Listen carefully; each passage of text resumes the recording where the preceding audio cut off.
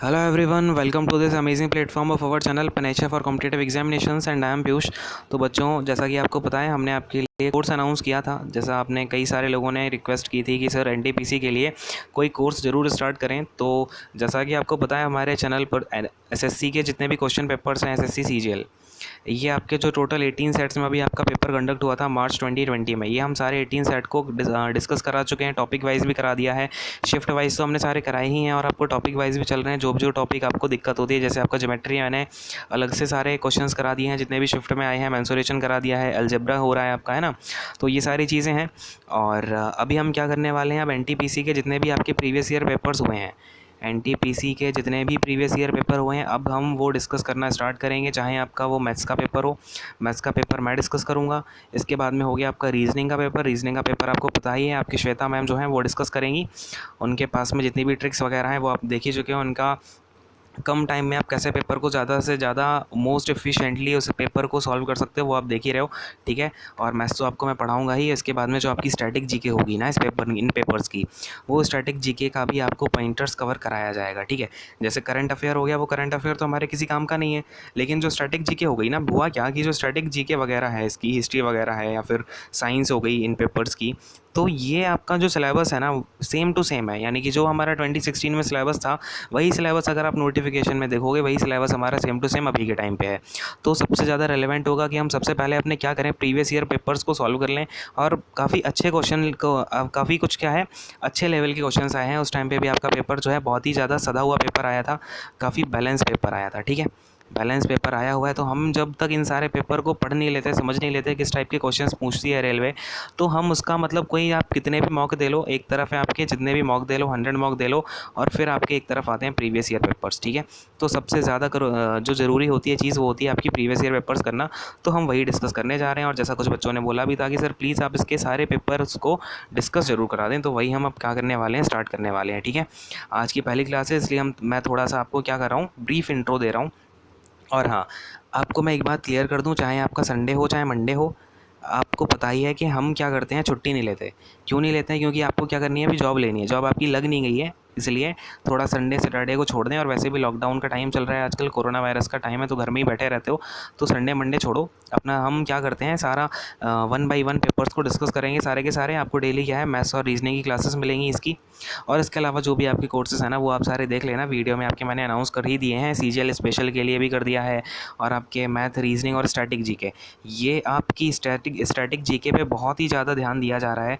जैसा आप लोगों ने बोला था टॉपिक वाइज सर नहीं कराता है कोई भी, तो स्पेशल टॉपिक वाइज आपको जो सबसे ज़्यादा से अच्छा कंटेंट हो सकता है, सबसे शानदार, वो आपको प्रोवाइड किया जाएगा फ्री ऑफ कॉस्ट हमारे चैनल पर। आप देख सकते हो उसका, वो हमारी आज ही से स्टार्ट होने वाली क्लास 8th में से, जैसा आपको अनाउंस किया था 8th मई से आपकी सारी क्लासेस स्टार्ट होने वाली हैं न्यू कोर्स की। तो वो भी आपको मिल जाएगी देखने को इवनिंग तक, ठीक है। और बाकी आप टाइम टेबल वाली वीडियो में जाके देख ही सकते हो सारी चीज़ें, ठीक है। तो अब हम क्या करेंगे, फटाफट से अपना आज का लेक्चर शुरू करेंगे। देखते हैं क्या क्या क्वेश्चन होने वाले हैं। तो आज का हमारे पास पेपर कौन सा है, 28 मार्च 2016 का ये पेपर है, और आपका 9 AM से 10:30 AM तक चला था, ठीक है। यानी कि 90 मिनट्स का पेपर है, 100 आपके क्वेश्चन आए थे। 90 मिनट्स का पेपर, 100 क्वेश्चन, जिसमें कि आपके 30 क्वेश्चन मैथ के हैं, 30 क्वेश्चन रीजनिंग के हैं, ठीक है। और बाकी के 40 क्वेश्चन थे आपके कहाँ से, तो ये थे स्टैटिक जीके हो गया, मतलब जो भी उन्होंने टॉपिक दिए हुए थे, स्टैटिक जीके हो गया आपका अलग से, मतलब जितने भी स्पेशल टॉपिक है ना इसके स्टैटिक जीके के, आपको पता ही है 40 नंबर की आनी है। और आपका जो सीजीएल है, चाहे रेलवे ले लो, सब में एक ही जैसी जीके आती है। तो जीके की स्पेशल थ्योरी वाली क्लास आपकी चल रही है, वो जाके ज़रूर देखना। सबसे ज़्यादा प्रीमियम कंटेंट मिलेगा वहाँ पे आपको, ऐसा कंटेंट और कहीं नहीं मिलेगा, ठीक है। खैर, ये देखो अब 30 क्वेश्चन क्या है, ये आपको डिस्कशन किए जा रहे हैं। तो अब खैर स्टार्ट करते हैं फटाफट से। देखो, अब ये हमारा फर्स्ट शिफ्ट का क्वेश्चन पेपर है। सबसे पहला क्वेश्चन है आपके सामने। अब आपको एक काम करना है, सोचो कि ये पेपर ही चल रहा है, आप इसे प्रैक्टिस सेट समझ लो। तो आपको क्या करना है, सबसे पहले तो वीडियो को पॉज करना है। इसके बाद में आपको क्या करना है, इस क्वेश्चन को खुद से सॉल्व करने की कोशिश करना है कि ये आपसे जो प्रीवियस ईयर पेपर है, हो रहा है या नहीं हो रहा है क्वेश्चन, ठीक है। इससे आपको अपना लेवल जो है पता चलेगा कि मेरी तैयारी कहाँ पे है, कहाँ पे नहीं है। और अगर आपको कोई भी डाउट आता है तो कमेंट सेक्शन में अपना डाउट आप पूछ सकते हो, कोई दिक्कत नहीं होगी उससे, ठीक है। अपना कोई भी डाउट हो XYZ, आप कमेंट सेक्शन में ज़रूर पूछना। आपका जो भी अच्छा से अच्छा सॉल्यूशन हो सकता है वो प्रोवाइड कर दिया जाएगा, ठीक है। तो चलो अब देखो क्वेश्चन में क्या दिया हुआ है कि Meena took a car loan for ₹2,75,000 from the bank. क्या किया है मीना ने 2,75,000 यानी कि 2,75,000 का लोन ले लिया बैंक से, ठीक है। और इसके बाद में क्या किया उसने, she paid an interest at the rate 8% per annum. उसने क्या किया, अब इतने रुपए पर उसने हर साल में ये जो लोन लिया है ना, लोन के ऊपर हमें क्या देना पड़ता है कि इंटरेस्ट देना पड़ता है कि नहीं देना पड़ता है बैंक को, है ना। तो उसने क्या किया, हर साल वो 8% रेट जो है, रेट ऑफ इंटरेस्ट देती है इतने अमाउंट पर, ठीक है। अब क्या हुआ, उसने सेटल कर दिया अकाउंट को 3 साल के बाद। अब क्या हुआ कि उसने उस अकाउंट को, मतलब जो भी लोन लिया था वो ये पूरा लोन उसने चुका दिया 3 साल में, ठीक है। अब इन 3 सालों में क्या हुआ, इन 3 साल के बाद उसने क्या किया बैंक को कि 3,35,000 तो रुपीज़ दे दिए, कि उसने 3,35,000 तो रुपीज़ दे दिए। और इसके साथ में उसने क्या किया, एक स्कूटर दे दिया। मतलब उसने पूरा रुपीज़ जो है कैश में नहीं दिया, उसने क्या किया, उसने कहा ये स्कूटर का जितनी कीमत निकले वो आप रख लो। यानी कि स्कूटर की कुछ स्पेसिफिक उन्होंने कीमत लगाई होगी, मार्केट जो भी आपकी प्राइस रही होगी स्कूटर की। और इसके बाद में उसने बोला कि 3,35,000 रुपीज़ तो मैं आपको कैश दे रही हूँ, ये तो ये आप कैश रख लो, ठीक है। अब बात समझना कि स्कूटर जो है यहाँ पे उसने कुछ कीमत आपकी अदा की होगी कि नहीं की होगी, मतलब कुछ जो कॉस्ट है वो प्रोवाइड करी होगी इन रुपीज़ के साथ में, इस कैश के साथ में, है ना। तो हमसे पूछा जा रहा है इस स्कूटर की जो है वैल्यू कितनी है, ठीक है। हमसे यही पूछा जा रहा है कि इस स्कूटर की कितनी वैल्यू है रुपीज़ में। तो अब एक बात समझना क्वेश्चन को पहले ध्यान से, कि हमसे क्या बोला गया है। इस पूरे चीज़ को मैं हटा देता हूँ यहाँ से, देखो अब समझते जाना ध्यान से। हमने लोन कितना लिया है, 2,75,000 का, हाँ कि नहीं, ठीक है। 2,75,000 का हमने लोन ले लिया। इसके बाद में बोला गया इंटरेस्ट कितना है इसके ऊपर, 8% का इंटरेस्ट है। 8% पर एनम, यानी कि एक साल में मुझे 8% देना पड़ता है। लेकिन उसने लोन चुकाया कितने साल के बाद में, 3 साल के बाद में। तो जो इंटरेस्ट रहा होगा 3 साल में कितना हो गया होगा, तो 275,000 का 8% और उस इंटू में 3 यानी 3 साल के लिए। तो ये मेरा पूरा जो इंटरेस्ट होगा 3 साल का, मतलब इस लोन के ऊपर मुझे जितना इंटरेस्ट देना है टोटल, जो मुझे बैंक को देना पड़ेगा आफ्टर 3 ईयर्स पूरा, वो मैं निकाल लूँगा यहाँ से कि नहीं निकाल लूँगा। तो फटाफट से देखो, ये 100 से तो 100 कैंसिल हो जाएगा, ये आ जाएगा आपका 2,750 इंटू में 24। और ये कितना हो जाएगा आपका, यहाँ पे ना आप क्या करोगे, फटाफट से पॉज करोगे और कैलकुलेशन खुद से करोगे, नहीं तो फिर आप कहते हो कि पेपर में कैलकुलेटिव, पेपर क्या हो गया अपना, कैलकुलेटिव आ गया। अब भैया जब तक आप कैलकुलेशन को खुद से करोगे नहीं तो कैलकुलेटिव तो लगेगा ही, है ना। तो कैलकुलेशन आपकी सारी जितनी भी कैलकुलेशन मिलेगी वो आपको क्या करना है, वीडियो को पॉज करना है और खुद से कैलकुलेशन को करनी है, ठीक है। फिलहाल देखो, अब ये कितना है, 24 5 जा 120 और ये आपका 12 यहाँ पर कैरी आ जाएगा। 24 7 जा कितना होता है भाई, 168 और आपका 12 आ जाएगा यहाँ पर, तो हो जाएगा 180, जीरो आपका अगेन और 18 यहाँ पर कैरी, 24 2 जा 48 और आपका 18 कितना हो जाएगा, तो 66। यानी कि क्या अब बात समझ में आई आपको कि मैंने जो लोन लिया था ना 2,75,000 का, कलर चेंज करके समझाता हूँ। ये जो मैंने लोन लिया है 2,75,000 का, इसके ऊपर मुझे 3 साल में जो इंटरेस्ट देना पड़ेगा, 3 ईयर्स में जो इंटरेस्ट देना पड़ेगा मुझे, वो 66,000 रुपीज़ का होगा, ठीक है।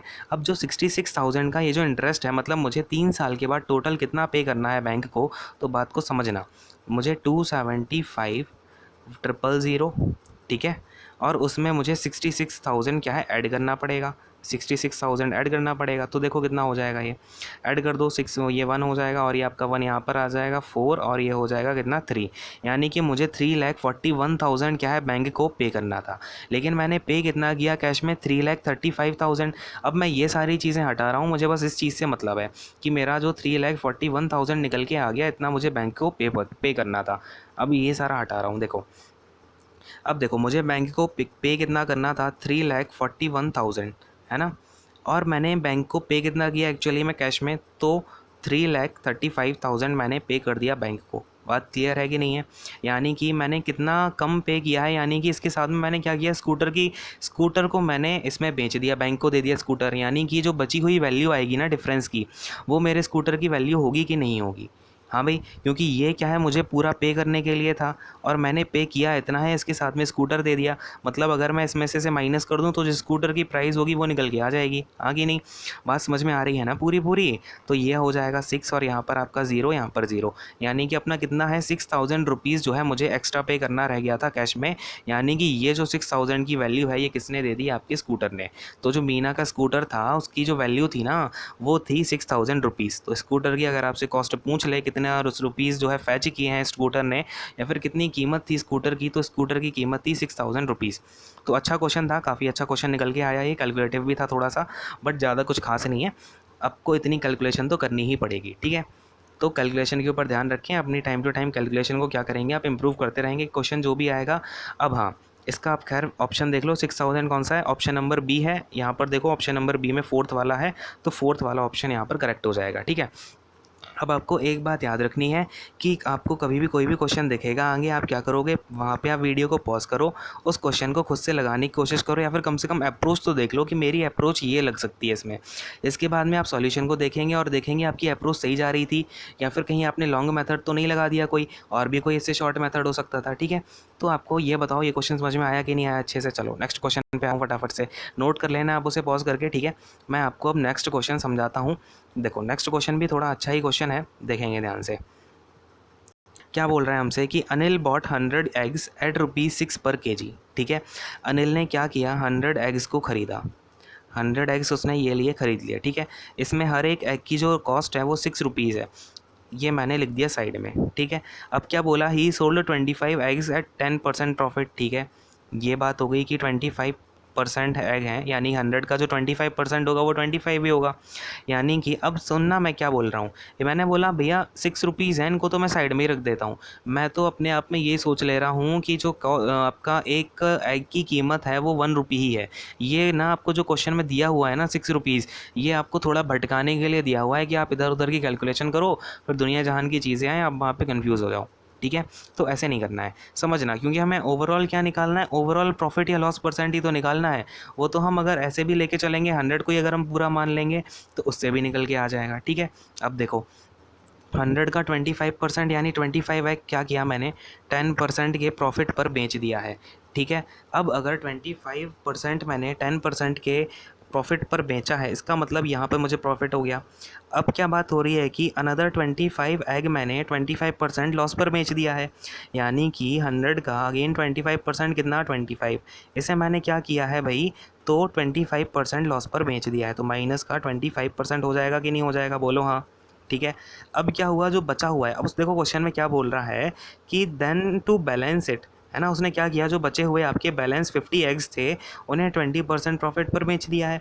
मतलब कि 25 एग ये हो गए, 25 ये हो गए, बचे हुए 50 एग को उसने 20% के प्रॉफिट पर बेच दिया है। इतनी सी बात समझ में आई कि नहीं आई, क्वेश्चन क्लियर हो गया कि नहीं हो गया, बोलो हाँ, ठीक है।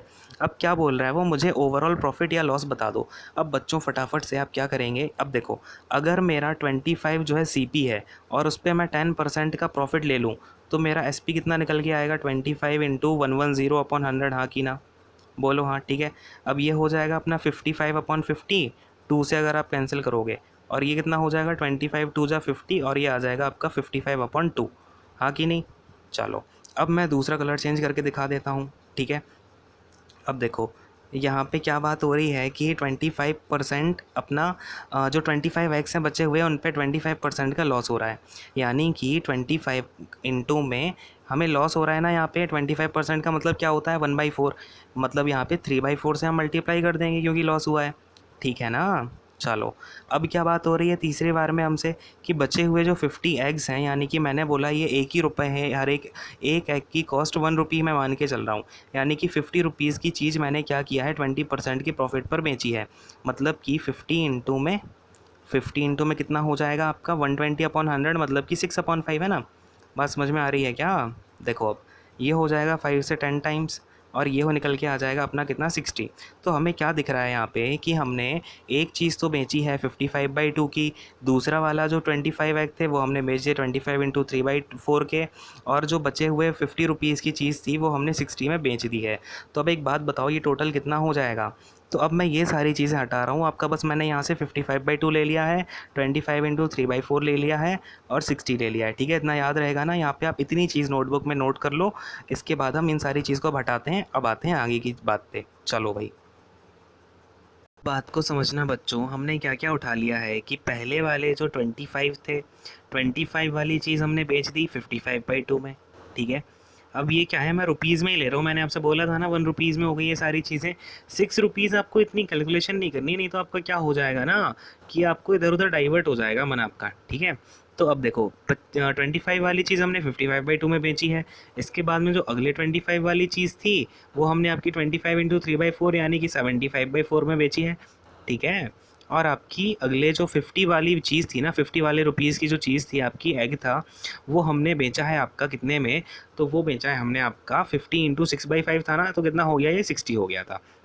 चलो भाई, अब यानी कि ये जो टोटल है अपना, अगर मैं इसे प्लस कर दूं, यानी कि मेरी जो 100 रुपये का सामान था वो मैंने आपका बेच दिया है। अगर आप इन तीनों को ऐड करके देखोगे, अच्छा अब इसे मैं ऐड करने का आपको एक बड़ा ही सिंपल सा तरीका बताता हूँ। इसे आप कभी भी यूज़ करोगे ना, तो आपका ज़्यादा टाइम भी नहीं लगेगा, ना ज़्यादा आपको टेंशन लेनी। ये देखो, मैंने क्या बोला, इसके अपॉन में सबसे बड़ा जो है वो 4 है, यानी कि मैं सबके अपॉन में 4 बनाने के लिए क्या करूँगा, यहाँ पर ऊपर नीचे इंटू 2 कर दिया, यहाँ पर मैंने इंटू 4 कर दिया, और यहाँ पर नीचे अपॉन 4 कर दिया। ठीक है, यानी कि इतना निकल के आ गया 110/4, प्लस का अपना ये 75/4, और ये प्लस में अपना कितना 240/4। हाँ कि नहीं, इसको ऐसे लिख सकते हैं कि नहीं लिख सकते, बताओ आप मुझे।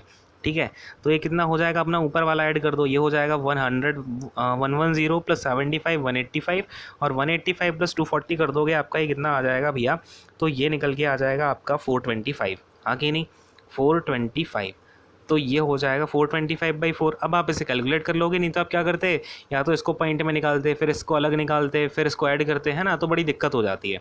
तो देखो, इससे से आप करोगे तो 4 1 ज़ा 4, और 0 4 6 ज़ा 24, और पॉइंट का फिर आपका कितना आ जाएगा 1, तो 4 2 ज़ा 8, और 4 5 ज़ा 20, यानी कि आपका 106.25 आ गया। अब बात क्या है, आपने 100 रुपीज़ की चीज़ को ना 106.25 रुपीज़ में बेच दिया, तो बताओ भाई कितना परसेंट आपको फ़ायदा हो रहा कि लॉस हो रहा। तो जाहिर सी बात है, आपको दिख रहा है यहाँ पर हमें फ़ायदा हो रहा है। अब यदि आप देखोगे प्रॉफिट परसेंटेज को, तो कभी भी 100 के ऊपर जो होता है वो सीधा आपका परसेंटेज जो है, परसेंटेज में ही निकल कर आता है। तो हमें जो प्रॉफिट हो गया है बच्चों, वो यहाँ पर हो गया है 6.25% का। कितना प्रॉफिट हो गया है, 6.25% का हमें प्रॉफिट हो गया है। तो देखो ऑप्शन में कौन सा है, ऑप्शन नंबर बी है। अगर हम देखेंगे यहाँ पर तो फोर्थ में आ रहा है बी, यानी कि अपना जो फोर्थ वाला ऑप्शन होगा वो करेक्ट हो जाएगा। ठीक है, तो आपको यहाँ पर ऑप्शन टिक करते टाइम ये भी याद रखना है कि अपने जो ऑप्शंस आएंगे ना, ये आपको अलग दिया हुआ है, यहाँ पे पहले आपको देखना है ये बी नंबर है, फिर देखना है बी नंबर है कौन से ऑप्शन में। ठीक है, तो इस चीज़ का याद रखें, नहीं तो अगर आपने यहाँ पे तो देख लिया बी है, और यहाँ भी आप फटाफट से 2 करके आ गए, तो आपके नंबर चले जाएंगे अच्छे खासी। ठीक है, तो ऐसी गलतियाँ नहीं करनी है। और आपको ये क्वेश्चन समझ में आया कि नहीं आया, बोलो हाँ, है ना। अब देखो, अगर मैं यहाँ पे मैंने आपको 6 लेने से क्यों मना किया है, ऐसे क्वेश्चन में आपको कभी भी 6 तो लेना ही नहीं है। 100 में काम बन रहा है तो 100 में बनाओ, क्योंकि ये देखो डायरेक्ट फिर आपको क्या पता चल गया, परसेंटेज पता चल गई। अगर आप 6 का इंटू करते, इतनी सारी कैलकुलेशन करते, इसके बाद में आपको परसेंटेज निकालने के लिए फिर से दिक्कत होती, आगे नहीं।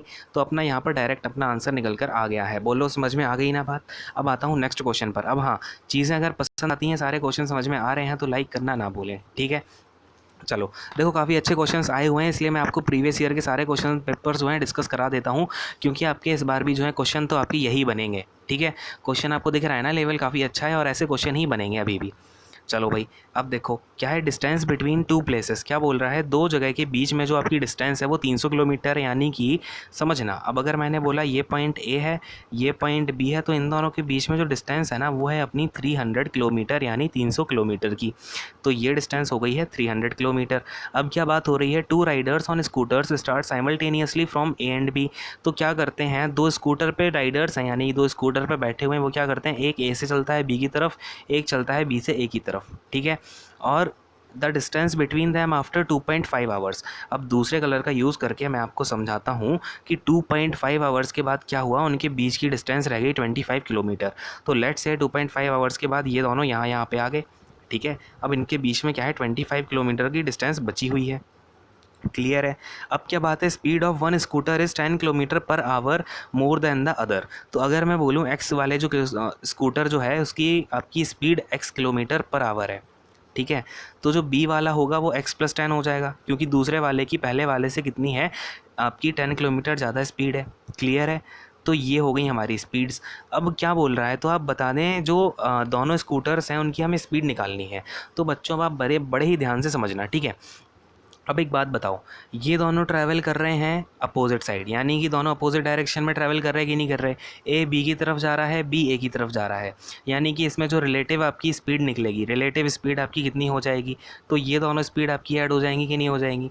तो आपकी रिलेटिव स्पीड हो जाएगी 2x + 10 किलोमीटर पर आवर। दोनों को हमने ऐड कर दिया। बात समझ में आ गई कि नहीं आ गई। अब अगर मैं बोलूँ कि 2.5 आवर्स के बाद 2.5 आवर्स के बाद इन दोनों ने मिलके कितनी डिस्टेंस कवर कर ली है। तो बात समझना, 300 किलोमीटर टोटल डिस्टेंस थी और अब बची जो डिस्टेंस है इनके बीच में 25 किलोमीटर बची है। तो कवर कितनी कर ली होगी, 300 माइनस 25, बोलो हाँ कि ना। तो इन्होंने कितनी डिस्टेंस कवर कर ली है, इसमें से आप इसे माइनस कर दो 25 को, तो आ जाएगा 275, यानी 275 किलोमीटर इन्होंने कवर कर लिया है। और कितने टाइम में किया है, 2.5 आवर्स में किया है दोनों ने मिलके, जब चल रहे हैं एक दूसरे की तरफ, ये आवर्स में। और इनकी रिलेटिव स्पीड इक्वल टू में हमें पता है कि 2x + 10 है। तो बात समझ में आई कि नहीं आई, क्योंकि जो इसकी स्पीड होती है वो होती है डिस्टेंस अपॉन टाइम, वही हमने रख दिया है यहाँ पे। टोटल जो आपकी डिस्टेंस आपकी बची कवर की हुई है इन्होंने 2.5 आवर्स में, और इनकी स्पीड इक्वल टू में रख दी हमने। बात समझ में आ गई कि नहीं आ गई। अब ये देखो 0 मैंने यहाँ का यहाँ लगा दिया और 25 से मैंने कैंसिल किया, 25 बन जा 25, 25 बन जा अगेन 25 और आपका 0 का 0, तो ये आ गया 110, यानी कि 2x + 10 इक्वल टू मेरा निकल कर आ गया है। यहाँ पर मैं हटा देता हूँ इसको, 2x + 10 इक्वल टू आ गया है मेरा यहाँ से 110, यानी कि जो x है वो कितना निकल कर आ जाएगा, 50 किलोमीटर पर आवर निकल के आ जाएगा कि नहीं आ जाएगा, है भाई। x अगर आपका 50 किलोमीटर पर आवर आ गया, यानी कि आपका जो स्कूटर नंबर A है इसकी स्पीड मेरी 50 किलोमीटर पर आवर है, तो स्कूटर नंबर अपना जो B है उसकी कितनी हो जाएगी, 50 + 10 यानी 60। तो एक की स्पीड 50 है, दूसरे की स्पीड 60 है। देखेंगे भाई ऑप्शन नंबर A में ही दिख रहा है 50 एंड 60, तो अपना क्या हो जाएगा यहाँ पर ऑप्शन नंबर 3, जिसमें A ऑप्शन को बताया गया है, जिसके अंदर 50 एंड 60 किलोमीटर पर आवर आपके स्कूटर्स की जो है स्पीड है। ठीक है, तो ये कॉन्सेप्ट आपको समझ में आया। अगर आ गया है तो हाँ बोलेंगे, नहीं आया है तो कमेंट करके बताएं भैया कहाँ पे डाउट आया है। और एक बार पीछे आप जाके थोड़ा सा पीछे जाके आप ज़रूर देख लेना अगर समझ में नहीं आया एक बार फिर से, और इसे नोट डाउन कर लेना अपनी नोटबुक में। ठीक है, चलो अच्छा क्वेश्चन है, नेक्स्ट क्वेश्चन पे आते हैं फटाफट से। चलो भाई, अब देखो नेक्स्ट क्वेश्चन हमें क्या दे रखा है, a tank can be filled by 2 taps x and y in 5 hours and 10 hours, यानी कि दो आपके टेप हैं, ये आपका टेप x है, ये टेप y है। ये आपका 5 आवर में टैंक को भर देता है, ये आपका 10 आवर्स में टैंक को भर देता है, हाँ कि नहीं। और ये दोनों, अब क्या हुआ, एक और टेप है z जो एम्प्टी करता है टैंक को। अब ये क्या है ना, आपके दो तो कमाने वाले हैं घर में और एक क्या करता है, बस खर्चा करता है, यानी कि ये तो दो तो मिलके ऐड करते हैं, लेकिन ये जो तीसरा वाला है ना जेड वाला, ये माइनस करता है, बस कमाता तो है नहीं, बस अपना आराम से मज़े करता रहता है ना। तो जेड क्या करता है, जेड वाला पाइप इसको एम्प्टी कर देता है 20 आवर्स में। अब अगर मैं बोलूँ मुझे यहाँ पर टैंक की पूरी होल कैपेसिटी चाहिए, तो मैं इन तीनों का एलसीएम ले लेता हूँ टाइम का, है ना। यानी अगर मैं टोटल वर्क का यहाँ पर कॉन्सेप्ट लगाता हूँ तो मेरी जो है 60 यहाँ पर क्या निकल कर आ जाएगी, कैपेसिटी निकल के आ जाएगी टैंक की। इसका मतलब कि अगर मैं इन तीनों पाइप की अलग अलग इफ़िशेंसी निकालना चाहूँ तो इस पाइप की इफ़िशेंसी कितनी हो जाएगी, अच्छा इसकी मैं 20 मान लेता हूँ, है ना। 60 तो बड़ी दूर की बात हो गई है, 20 ले लेते हैं सीधा एलसीएम, तो ये कितना हो जाएगा, 4 हो जाएगा, इसकी इफ़िशेंसी 2 हो जाएगी। अब ये दोनों क्या है, कमाने वाले हैं, भरने वाले हैं, तो ये प्लस का 4 और ये प्लस का 2, बात समझ रहे हो ना। लेकिन अब ये क्या है, जेड वाला ये तो खाली करता है टैंक को, यानी कि ये क्या करता है, कमाई का खर्चा करता है, कमाई नहीं करता, खर्चा करता है बस, यानी कि इसकी हो जाएगी इफ़िशेंसी -1। ठीक है, अब इसकी इफ़िशेंसी -1, तो अपनी जो ओवरऑल इफ़िशेंसीज़ निकल कर आएंगी, क्या निकल कर आएंगी, ओवरऑल इफ़िशेंसी निकल कर के आएगी, वो कितनी हो जाएगी इन तीनों की 4। तो एक तो ये क्या करता है, x प्लस करता है, y करता है प्लस में, लेकिन z क्या करता है, निकाल देता है, यानी -1। तो ये कितनी टोटल इफ़िशेंसी आ जाएगी, टोटल इफ़िशेंसी आ जाएगी 5। 4 + 2 6 और -1 कर दिया 5, यानी वो टोटल इफ़िशेंसी है अपनी 5। अब वो क्या पूछ रहा है, in how many hours can the tank be filled if all 3 taps are kept open, यानी कि तीनों टैंक अगर ओपन रहते हैं तो कितने देर में, यानी टाइम पूछा हुआ है। टाइम क्या होता है, टोटल वर्क या फिर टोटल कैपेसिटी, तो टोटल कैपेसिटी तो है 20 जो हमने मानी हुई है, और अपॉन में टोटल क्या है, इन तीनों की जो एफिशिएंसी है वो देख ली हमने 5 है। तो कितनी देर में भर जाएगा आपका ये, 5 4 जा 20, यानी कि 4 आवर्स में अपना टैंक जो है भर के आ जाएगा। जहाँ पर ये क्या है, अब क्या होता है ना, यहाँ पे 4 एफिशिएंसी से आपका x भरता है, 2 एफिशिएंसी से y भरता है, लेकिन एक एफिशिएंसी साथ साथ में z खाली करता जाता है। ठीक है, तो बात समझ में आई, कितना टाइम लग जाएगा, हमें इस तरीके से 4 आवर्स जो है लग जाएंगे। अपना ऑप्शन नंबर बी होगा, कौन से में ऑप्शन नंबर बी, तो 2 में है, ऑप्शन नंबर 2 अपना क्या हो जाएगा, राइट आंसर हो जाएगा। बात समझ में आ गई क्या, बोलो हाँ कि नहीं। ठीक है, चलो भाई अब क्या आते हैं, नेक्स्ट क्वेश्चन पर आते हैं। आई होप कि आपको समझ में आ गया होगा। ठीक है, तो अब आते हैं नेक्स्ट क्वेश्चन पर। अगर आपको कुछ भी थोड़ा सा भी डाउट होता है ना तो फटाफट से कमेंट करके बता देना कि सर ये डाउट हो रहा है, ये सारी चीज़ें। ठीक है, अब देखो यहाँ पर क्या है नेक्स्ट क्वेश्चन में अपना, कि हमें है 1 माइनस का साइन स्क्वायर थीटा अपॉन में 1 माइनस का कॉस स्क्वायर थीटा। अब बताओ 1 माइनस साइन स्क्वायर थीटा क्या होता है, ये होता है अपना कॉस स्क्वायर थीटा, और 1 माइनस कॉस स्क्वायर थीटा क्या होता है, साइन स्क्वायर थीटा होता है। ठीक है ना, पता है ना कि हमारा जो साइन स्क्वायर थीटा प्लस का कॉस स्क्वायर थीटा होता है वो इक्वल टू 1 होता है। ये आइडेंटिटी होती है अपनी स्टैंडर्ड आइडेंटिटी, है ना। तो यहाँ से हमने ये निकाल लिया है रिजल्ट। तो ये कितना आ जाएगा, अंडर रूट का हट जाएगा और आपका ये आ जाएगा कॉस थीटा अपॉन का साइन थीटा। और cos theta upon sine theta क्या होता है, कॉट थीटा होता है। ठीक है, तो अपना आंसर क्या हो जाएगा, कॉट थीटा हो जाएगा। कौन सा ऑप्शन है, ऑप्शन नंबर ए है। और अपना फर्स्ट ऑप्शन में ए को दे रखा है, यानी कि अपना क्या हो जाएगा, राइट आंसर हो जाएगा। बात समझ में आ गई कि नहीं आ गई? ठीक है, इजी सही क्वेश्चन है ये तो ये अगर आपको सारे क्वेश्चंस अच्छे लग रहे हैं, पसंद आ रहे हैं और सारी चीज़ समझ में आती जा रही हैं तो सेशन को लाइक कर देना, शेयर ज़रूर कर देना और सारे लोगों के साथ में उन्हें भी पता चले कि भाई बड़े ही शानदार तरीके से हम क्या है पेपर को डिस्कशन करना शुरू कर चुके हैं। ठीक है, चलो भाई नेक्स्ट क्वेश्चन पर आते हैं। अब देखो हमें यहाँ पर क्या दे रखा है कि एक कंपनी है जिसमें 10 एम्प्लॉई को तो सैलरी मिलती है कितनी, तो 36,200 रुपीज़ ईच, यानी कि हर एम्प्लॉई को मिलते हैं 36,200 रुपीज़। ठीक है, और फिर इसके बाद जो अगले 15 एम्प्लॉई हैं ना उनको मिलते हैं सैलरी 33,550 रुपीज़ की। ठीक है, यानी कि 10 एम्प्लॉई को तो मिलते हैं आपके हर एम्प्लॉई 10 एम्प्लॉई में से हर एक को कितनी मिलती है 36,200। इसके बाद में 15 में से हर एक को मिलती है आपकी 33,550। तो वो पूछ रहा है कि एवरेज सैलरी कितनी होगी हर एम्प्लॉई के ऊपर जो आने वाली है। ठीक है, तो अब देखो इसे कैसे करेंगे, सारी चीज़ें हटाता हूँ, देखेंगे ध्यान से। अब समझते जाना बिल्कुल ध्यान से। ठीक है, देखो हमसे क्या बोला गया है, 10 एम्प्लॉई की सैलरी अगर उसमें से हर एक की एम्प्लॉई की जो सैलरी है वो 36,200 यानी 36,200 रुपीज़ है। तो 10 एम्प्लॉई की टोटल सैलरी कितनी हो जाएगी, इन 10 एम्प्लॉइज़ की टोटल सैलरी ये हो जाएगी 3,62,000 हो जाएगी, है ना। ये आपका एक 10 का इंटू कर दिया मैंने, है ना। बात समझ में आई कि नहीं आई, 3,62,000 ये ऐसा है। ठीक है, तो अब देखो 10 जो एम्प्लॉयज़ हैं आपकी उनकी टोटल सैलरी कितनी हो गई 3,62,000। ऐसी अगर मैं बोलूँ जो 15 एम्प्लॉयज़ हैं ना उसमें से हर एक एम्प्लॉई की सैलरी कितनी है, तो हर एक एम्प्लॉई की सैलरी है 33,550 ईच, है ना, ईच लिखा हुआ है। लेकिन अगर मैं बोलूँ इन 15 की टोटल कितनी होगी, तो आप इसमें 15 का मल्टीप्लाई कर दोगे कि नहीं कर दोगे। एक एम्प्लॉई को आपके इतने रुपए मिलते हैं तो टोटल 15 एम्प्लॉई को इतने मिलते होंगे इंटू 15। अब देखो इंटू 15 करते हैं इसको फटाफट से।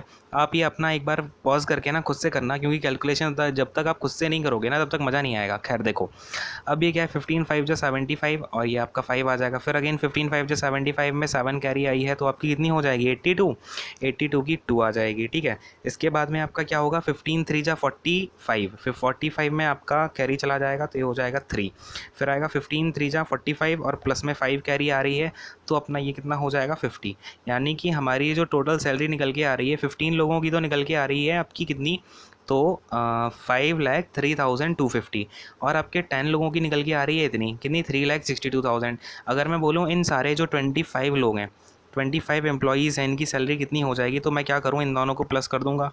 बात समझ रहे हो, इन दोनों को मैं प्लस करूँगा तो टोटल कितनी निकल के आ जाएगी। अब देखना इसे और इसे प्लस कर रहा हूँ, ध्यान से समझना सारी चीज़ों को। ठीक है बच्चों, चलो अब देखो इसे ऐड करेंगे तो कितना हो जाएगा, ये 0 5 और ये अपना निकल के कितना आ जाएगा 0 5 और 2 0 5 2 और 5 और 6 एंड 8। ठीक है, कितना हो गया अपना ये 8,65,250। ये जो सैलरी है ना ये पूरे 25 लोगों की है, 25 एम्प्लॉयज़ की है। अब अगर मुझे पूरी एवरेज सैलरी निकालनी हो इनकी तो मैं क्या करूँगा, आपका ये क्या है टोटल सैलरी हो गई, इसके नीचे क्या कर दूंगा जितने लोग हैं, यानी 25 लोग हैं ना, अब टोटल 15 लोग प्लस 10 लोग, यानी कि मैं इसमें 25 से डिवाइड कर देता हूँ। तो देखना कैसे करेंगे, 25 3 जा 75। अब देखना समझते जाना, 25 3 जा 75, फिर यहाँ पे 1 1 आ गया और 5 आ गया, 115 यानी कि 25 4 जा 100। फिर आपका अगर 100 से कर दोगे तो कितना आ जाएगा 152, और 152 आ गया तो 25 6 जा 150 यानी कि 25। अब 25 1 जा 25 और ये आ जाएगा 0। ठीक है, तो ऐसे आपको डिवाइड ये सारे करने सीखने होंगे और ये कैसे आएंगे प्रैक्टिस कर करके। ठीक है, तो ये कितना आ गया 34,610, यानी कि अपना कौन सा है ऑप्शन नंबर बी अपना राइट आंसर हो जाएगा और ये ऑप्शन नंबर 2। ठीक है, तो क्लियर है कौन सा अपना ऑप्शन नंबर 2 यहाँ पर राइट आंसर हो जाएगा। तो बात समझ में आई कि नहीं आई, बोलो हाँ। ठीक है, तो आपको हाँ या ना में ज़रूर जवाब देना है बच्चों। अगर आपको सारी चीज़ समझ में आ रही है तो हाँ बोलना है, अगर नहीं आ रही है तो आपको कमेंट सेक्शन में बता देना कि सर मुझे ये चीज़ समझ में नहीं आई, आप एक बार एक्सप्लेन कर दें और अच्छे से। ठीक है, तो मैं वो आपको एक्सप्लेन कर दूँगा। ठीक है, चलो भाई अब आते हैं नेक्स्ट क्वेश्चन पर। हटा दूँ इसको, चलो इसे आप नोट कर लेना अपना, हमेशा नोटबुक और एक पेन लेके बैठा करो सो दैट आपको जो चीज़ नहीं आई है समझ में वो आप लिख सको अपनी कॉपी में, ठीक है।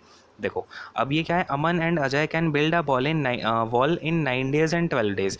यानी कि अमन है, अजय है, वो अमन क्या करता है 9 days में एक वॉल को बना सकता है, अजय 12 days में एक वॉल को बना सकता है, ठीक है। ये अपना टाइम हो गया। इसके बाद में बोल रहा है how many days can they finish the work if they work together. अगर अब ये दोनों मिलके वॉल्स को बनाते हैं तो लेट्स से मैंने कहा इनका जो टोटल काम रहा होगा वो 36 रहा होगा, क्योंकि क्या किया मैंने, ये एलसीएम ले लिया, और जो इनका एलसीएम होता है टाइम का वो हमारा हम वर्क मान लेते हैं, ठीक है। अब इस हिसाब से अगर मेरा टाइम ये हो गया तो इफ़िशियंसी कितनी होगी, क्योंकि टाइम इंटू इफ़िशियंसी होता है अपना टोटल वर्क।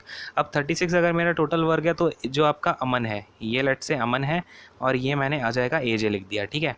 तो अमन की जो एफिशिएंसी निकलेगी वो निकलेगी 4, और जो अजय की एफिशिएंसी होगी वो निकल के आएगी 3, ठीक है। अब ये दोनों मिलके काम कर रहे हैं, यानी कि काम तो 36 ही है आपका, और दोनों मिलके कर रहे हैं, मतलब एफिशिएंसी अब 7 हो गई। तो जो टाइम होगा दोनों को वो कितना निकल करके आ जाएगा 36/7। यानी कि अगर इसे मैं लिखना चाहूँ तो 7 5 जा 35, और आपका 1 आ जाएगा रिमाइंडर, और 7 यानी कि 5 राइट 1/7 जो है डेज़ लग जाएंगे आपके दोनों को मिलके काम कंप्लीट करने में। तो देखो भाई ऑप्शन में अपना ऑप्शन नंबर ए है, यानी कि यहाँ पर 4th वाला जो ऑप्शन है अपना राइट आंसर हो जाएगा। बात समझ में आ गई कि नहीं आ गई? फटाफट से नेक्स्ट क्वेश्चन पे आते हैं। देखो प्रैक्टिस कर नहीं करेंगे, मुझे आपको जो भी इन्फॉर्मेशन देनी होगी या फिर जो भी एक दो बात करनी होगी वो मैं आपसे वीडियो के लास्ट में या स्टार्ट में ही करता हूँ, ठीक है।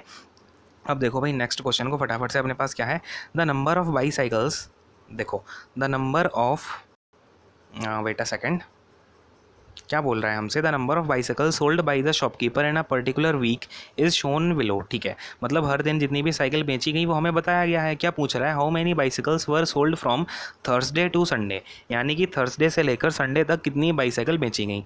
थर्सडे को बेची गई आपकी कितनी, तो 12 बेची गई, ठीक है। 12 प्लस आपका फ्राइडे, यहाँ पे लिखते हैं, ठीक है। 12 प्लस फ्राइडे को कितनी बेची गई, फ्राइडे को 10 बेची गई, प्लस 10 प्लस अब सैटरडे को कितनी बेची गई, सैटरडे को 7 बेची गई, प्लस 7, ठीक है। ये देखो ये 7 है ना, 6 और 8 के बीच में क्या आएगा, 7 ही तो आएगा। अब संडे को कितनी बेची गई है, संडे को 11 ही बेची गई है, तो ये कितना हो जाएगा 11 + 7 18, 18 + 12 30, और 30 + 10 कितना हो जाएगा 40।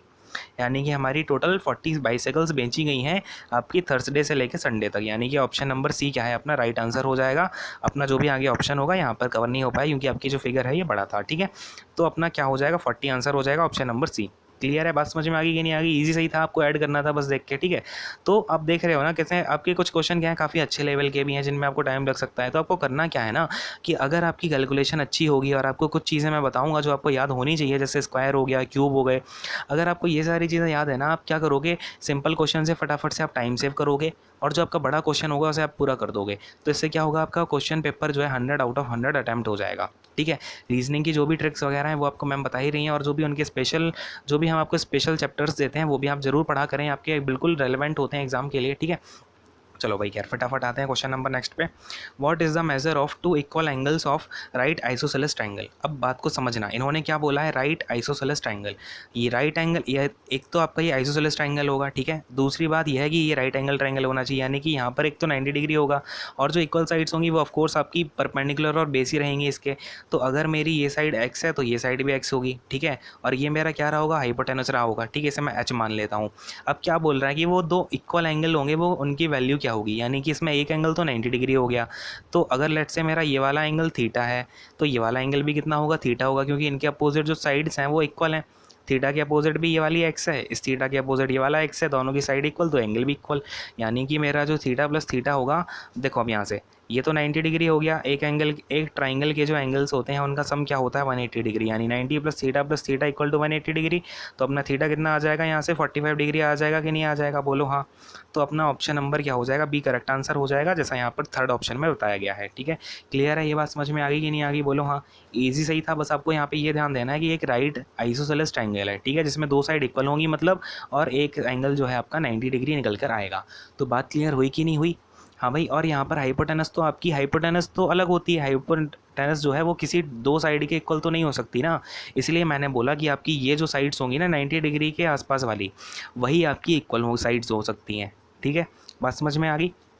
चलो भाई नेक्स्ट क्वेश्चन पर आते हैं फटाफट से, हटाते हैं इसको। अब देखो नेक्स्ट क्वेश्चन में अपने पास क्या है, find 2 consecutive numbers whose where. अब देखो हमें दो कॉन्जिक्यूटिव नंबर निकालने, यानी कि एक नंबर अगर x है तो दूसरा नंबर क्या होगा, x+1 होगा।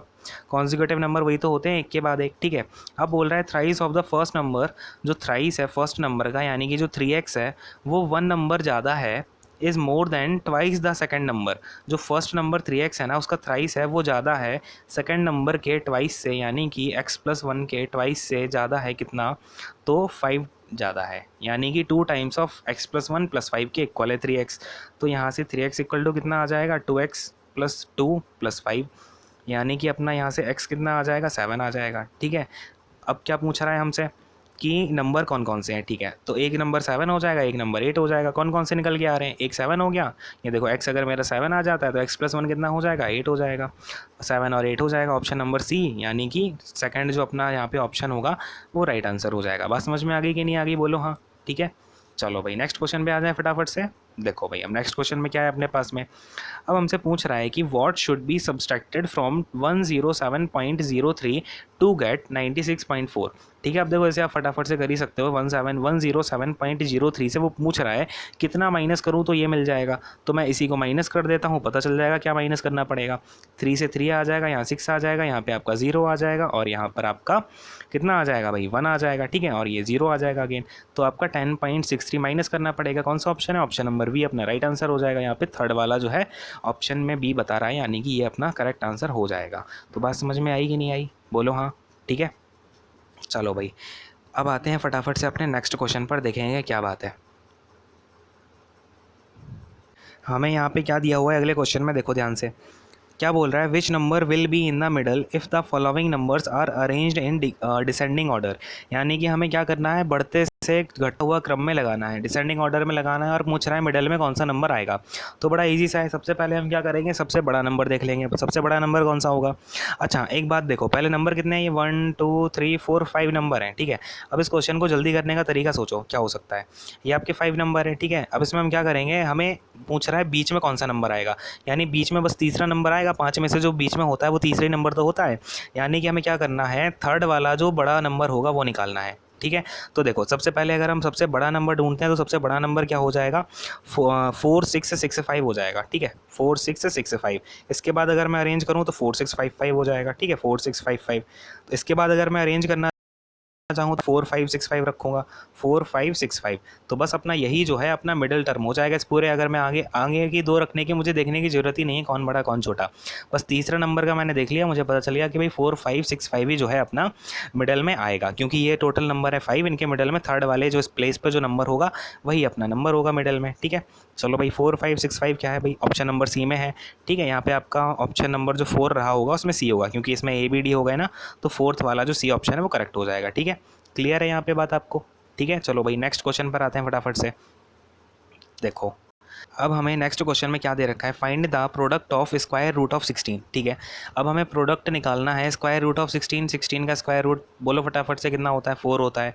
स्क्वायर ऑफ 4, स्क्वायर ऑफ 4 कितना होता है, 16 होता है। अब हमसे क्या पूछ रहा है, 4 × 16 पूछ रहा है, तो 4 × 16 कितना हो जाएगा, 64 हो जाएगा, है ना। फटाफट से इस क्वेश्चन को करके हम आगे बढ़ जाएंगे। कौन सा अपना ऑप्शन नंबर बी क्या है यहाँ पे राइट आंसर हो जाएगा हमारा। क्लियर है आपको, बात समझ में आ गई कि नहीं आ गई, कौन सा यहाँ पर ऑप्शन नंबर 2, यानी कि क्लियर है बात, बोलो हाँ। चलो भाई नेक्स्ट क्वेश्चन पर आते हैं फटाफट से। अब देखो नेक्स्ट क्वेश्चन क्या पूछ रहा है हमसे, XCVI, ये ना आपका रोमन लेटर्स हैं। अब हमें क्या पूछ रहा है कि ये जो रोमन लेटर लिखे हुए हैं XCVI, ये किस नंबर को डिनोट करते हैं। तो मैं आपको एक बात क्लियर कर दूं, ये जो आपका XC होता है ना, ये करता है आपकी 90 को डिनोट, ठीक है। तो अगर मुझे यहाँ पे आपका 91 डिनोट करना होगा तो मैं करूँगा XC1 से। अगर मुझे 92 डिनोट करना होगा उसे मैं डिनोट करूँगा XC2 से। ऐसी अगर मैं बात करूँ 93 को मुझे डिनोट करना होगा तो मैं करूँगा XC111 से, यानी कि ये होता है 3 रोमन का आपका। अगर ऐसे हम 94 95 ऐसे हम करते चले जाएंगे, यानी आपका 4 किससे करते हैं, XCIV, यानी कि इससे, और आपका 95 हो जाएगा XCV। और इसी तरीके से अगर मैं आपसे 96 की बात करूं तो कितना हो जाएगा, ये आपका XCVI, ठीक है। तो ये हो जाएगा अपना 96 नंबर को डिनोट करना। ने वाला लेटर्स भी याद रखने हैं। अगर आपको नहीं आते हैं तो आप एक बार कमेंट सेक्शन में बता देना, मैं आपको रोमन लेटर्स की पूरी बता दूंगा 100 तक लेके 1 से लेके 100 तक कैसे कैसे डिनोट किया जाता है, ठीक है। वो सारी चीज़ें मैं आपको क्लियर करवा दूंगा, कोई इशू नहीं है। तो फिलहाल यहाँ पे अपना आंसर जो है वो ऑप्शन नंबर सी हो जाएगा। यहाँ पे क्या है, थर्ड में है अपना सी ऑप्शन, तो थर्ड वाला ऑप्शन क्या है अपना राइट आंसर हो जाएगा। समझ में आ गई बात कि नहीं आ गई, बोलो हाँ, ठीक है। और यहाँ पे आपको टिक करते टाइम ना ये जरूर देख लेना, यहाँ पे अपना 96 आया और ये 96 ऑप्शन कौन से ऑप्शन में है, ठीक है। तो ये ऑप्शन के अंदर ऑप्शन वाली बात हो गई, कई बच्चे यहीं पे क्या है मात कर जाते हैं, ठीक है। चलो भाई, अब आते हैं फटाफट से नेक्स्ट क्वेश्चन पर। नेक्स्ट क्वेश्चन क्या है हमारे इसमें देखेंगे भाई। अब देखो नेक्स्ट क्वेश्चन क्या बोल रहा है, what which of the following are called supplementary angles. तो देखो सप्लीमेंट्री एंगल क्या होते हैं, जिन एंगल्स का सम क्या हो। जैसे अगर मेरा एक एंगल एक्स है, एक्स डिग्री है एक एंगल मेरा वाई डिग्री है, ठीक है। इन दोनों का जो सम होना चाहिए वो मेरा 180 डिग्री होना चाहिए, तब तो ये क्या होंगे अपने सप्लीमेंट्री एंगल होंगे। अगर मैं कहूँ एक्स प्लस वाई जो एंगल्स हैं इनका सम अपना 90 डिग्री निकल के आ रहा है, तो इनको मैं क्या बोलूँगा, कॉम्प्लीमेंट्री एंगल्स बोलूँगा, ठीक है। एडिशनल इन्फॉर्मेशन भी हो गई है अपनी, इनको मैं क्या बोलता हूँ, कॉम्प्लीमेंट्री एंगल्स बोलता हूँ। क्लियर है। तो अपना यहाँ पर कौन सा हो जाएगा, option number A right answer हो जाएगा, क्योंकि हमसे क्या पूछा है, सप्लीमेंट्री एंगल्स पूछे हुए हैं। तो अपना ऑप्शन नंबर 3 यानी कि ए क्या हो जाएगा, राइट आंसर हो जाएगा। बात क्लियर है, समझ में आ गई। अब फटाफट से फिर से आगे बढ़ जाते हैं, काफ़ी इजी क्वेश्चन होगा ये तो। अब क्या बात है, a man buys 144 oranges for rupees 360 and sells them at a gain of 10%, at what rate per dozen does he sell them। ठीक है, उसने बोला कि 144 ऑरेंजेस जो हैं उसने 360 रुपीज़ के ख़रीद लिए हैं, ठीक है। 144 को समझना, 144 का मतलब कितने डज़न हो गए। यहाँ पे क्या पूछ रहा है हमसे, डज़न में रेट पूछ रहा है। तो हम यहीं पे देख लेते हैं कि यानी मेरे जो 12 डज़न ऑरेंजेस हैं ना, 12 डज़न ऑरेंजेस उन्हें मैंने ख़रीदा हुआ है 360 रुपीज़ में, ठीक है। और उन्हें मैंने 10% के गेन पर बेच दिया है, ठीक है। यानी कि एक डज़न को मैंने कितने में ख़रीदा है, एक डज़न की मेरी जो कीमत मुझे पड़ी है वो पड़ी है कितनी, 30 रुपीज़। एक डज़न की जो मुझे कीमत है वो कितनी पड़ी है, 30 रुपीज़ पड़ी है कि नहीं पड़ी। बात समझ में आ रही है ना सबको। 144 ऑरेंजेस का मतलब कितना हो गया, आपके 12 डज़न ऑरेंजेस हो गए। और 12 डज़न ऑरेंजेस की जो अपनी कीमत है वो 360 रुपये है। तो 1 डज़न जो अपने ऑरेंज हो जाएंगे उसकी कॉस्ट कितनी हो जाएगी, 30 रुपीज़ हो जाएगी कि नहीं हो जाएगी। अब पूछ रहा है वो मुझसे कि एक डज़न पे कितना प्रॉफिट हो रहा है मुझे, या फिर एक डज़न मैंने कितने रुपए का बेचा। अब देखो फ़ायदा मैं कितना ले रहा हूँ, 10% का ले रहा हूँ, यानी कि मैं 30 रुपीज़ का तो मेरा CP है, उस पर मैं 10% का फ़ायदा ले रहा हूँ, यानी 110 में बेच रहा हूँ 100 से, ठीक है। तो ये तो ज़ीरो से ज़ीरो कैंसिल, इस ज़ीरो से ये ज़ीरो कैंसिल, कितना आ जाएगा अपना 33 रुपीज़। मतलब मैं जो एक डज़न ऑरेंज है ना 30 रुपये का ख़रीद के 33 रुपीज़ में बेच रहा हूँ। 33 रुपीज़ पर डज़न। तो हमसे यहाँ पे क्या पूछा था, रेट पर डज़न पूछा है, तो हमारा 30 रुपीज़ का एक डज़न, 33 रुपीज़ का एक डज़न बेच रहा हूँ मैं। कौन सा ऑप्शन हो जाएगा, ऑप्शन नंबर सी अपना राइट आंसर हो जाएगा। और यहाँ पर क्या है, 2 के अंदर दिया हुआ है सी, तो आप क्या टिक करेंगे वहाँ पर अपने कॉलम में जो भी आपका दिया होगा वहाँ पर आप 2 ऑप्शन को टिक करके आगे बढ़ जाएंगे, ठीक है। बात समझ में आ गई, क्लियर है, ये सारी बातें आपको समझ में आई कि नहीं आई, बोलो हाँ, ठीक है। अब आते हैं नेक्स्ट क्वेश्चन पर फटाफट से। अब देखो नेक्स्ट क्वेश्चन क्या दे रखा है हमको कि the product of 2 numbers is 35828, ठीक है। और फिर उनका हमें SCF दिया हुआ है कि 26 है, तो हमसे बोल रहा है LCM निकाल दें। अब आपको ये प्रॉपर्टी पता होनी चाहिए कि हमेशा किसी भी लेट से अपना फर्स्ट नंबर है कोई और ये है अपना सेकंड नंबर, ठीक है। ये है अपना फर्स्ट नंबर, ये है अपना सेकंड नंबर, या फिर ऐसा मान लो, ऐसा करते हैं, इसको मैं पहले नंबर को x मान लेता हूँ, दूसरे नंबर को y मान लेता हूँ। तो किन्हीं दो नंबर का मल्टीप्लिकेशन उसके LCM इंटू SCF के इक्वल होता है, ये बात आप हमेशा याद रखेंगे, ठीक है। इसे आप नोट कर लो फटाफट से, कॉपी में तो आपको सारा कुछ नोट करना ही है, क्योंकि जब तक आप ये क्वेश्चंस को अपनी कॉपी में नोट करके 2 बार प्रैक्टिस नहीं कर लोगे ना, तब तक कुछ मज़ा नहीं आने वाला, क्योंकि सिलेक्शन तो हमें लेके ही रहना है, ठीक है। एक बार हम क्या करेंगे, प्री के सारे पेपर्स को करके जितने भी पेपर हैं आपके NTPC के, हम मेंस के पेपर को भी डिस्कस कर लेंगे, ठीक है। तो इससे हमारी तैयारी बिल्कुल 1 नंबर हो जाएगी, ठीक है। तो देखो ये LCM कितना हो जाएगा, अगर मैं यहाँ से बोलना चाहूँ LCM, तो LCM कितना हो जाएगा, उन दोनों नंबर का मल्टीप्लिकेशन अपॉन में SCF, हाँ कि नहीं, ये हो जाएगा ना यहाँ से। तो अपने दोनों नंबर का मल्टीप्लिकेशन मुझे दे रखा है 35828, ठीक है। और इसके नीचे HCF कितना हो जाएगा 26, क्लियर है। तो HCF मैंने लिख दिया 26, यहाँ से मेरा LCM निकल आएगा कि नहीं निकल आएगा, बोलो हाँ, ठीक है। अब फटाफट से इसमें आप डिवाइड करेंगे, यहाँ पे आप पॉज करो वीडियो को और अपना आप कैलकुलेट करके देखना। अब मैं आपको दिखाता हूँ कैसे किया जाता है। 26 1 जा 26 हो जाएगा, ठीक है। फिर आपका 9 LCM 9 आपका रिमाइंडर, और यहाँ से आप 8 उठा लोगे तो कितना हो जाएगा 26, फिर आपका 3 टाइम्स जाएगा, है ना। तो 26 3 जा कितना होता है 78 होता है, 78 यानी कि 20 के बाद ये 2 आ जाएगा, तो 202 आ गया, यानी मेरा 26 जो है 7 जा जाएगा, तो 26 7 जा क्या होता है आपका 182, फिर आपका कितना बचेगा 20 बचेगा, फिर आपका ये 8 आ जाएगा। अब 208 बचा, 26 में आपका 8 टाइम्स होता है 208, तो ये हो जाएगा 1378 आपका एलसीएम यहाँ से निकल के आ जाएगा। कितना निकल करके आ जाएगा एलसीएम 1378 रुपीज़, 1378 मतलब जो भी है, ठीक है। तो अपना एलसीएम निकल के आ गया 1378, कौन सा है? ऑप्शन नंबर सी है। और यहाँ पर अपना सेकंड ऑप्शन में बता रहा है सी के बारे में, तो अपना सेकंड ऑप्शन आप टिक कर देंगे और आगे बढ़ जाएंगे, ठीक है। क्लियर है ये बात यहाँ पे? चलो भाई नेक्स्ट क्वेश्चन पे आते हैं फटाफट से।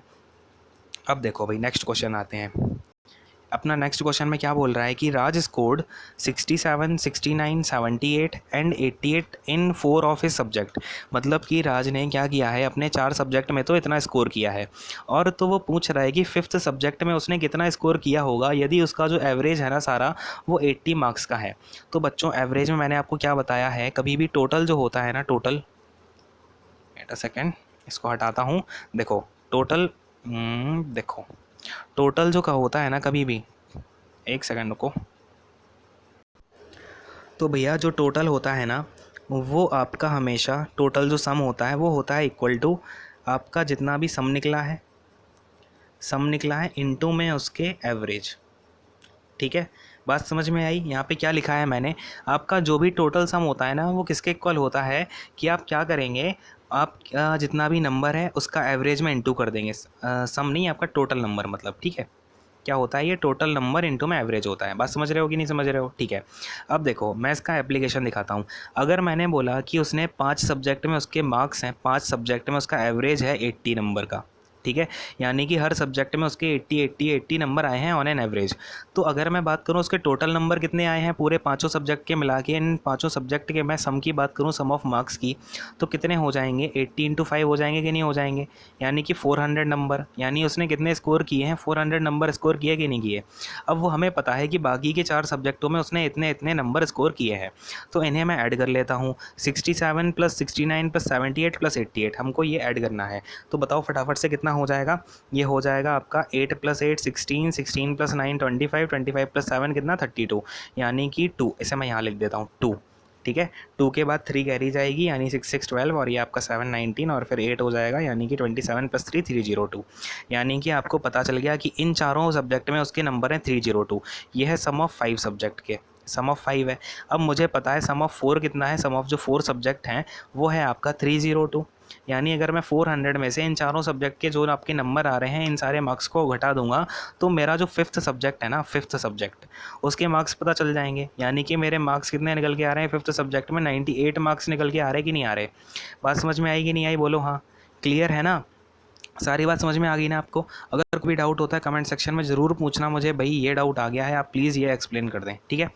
चलो भाई, अब अपना यहाँ पे क्या है 98, यानी ऑप्शन नंबर डी, यानी कि अपना जो सेकंड ऑप्शन में दिया गया है वो अपना करेक्ट आंसर हो जाएगा। क्लियर है?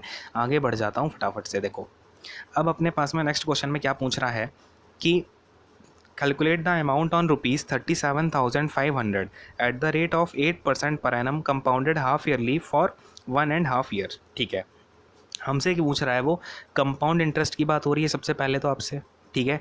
इसके बाद में हाफ ईयरली है। तो मुझे एक बात बताओ, 1.5 ईयर्स में आपके हाफ ईयर की अगर मैं बात करूं कितने स्लॉट बन जाएंगे।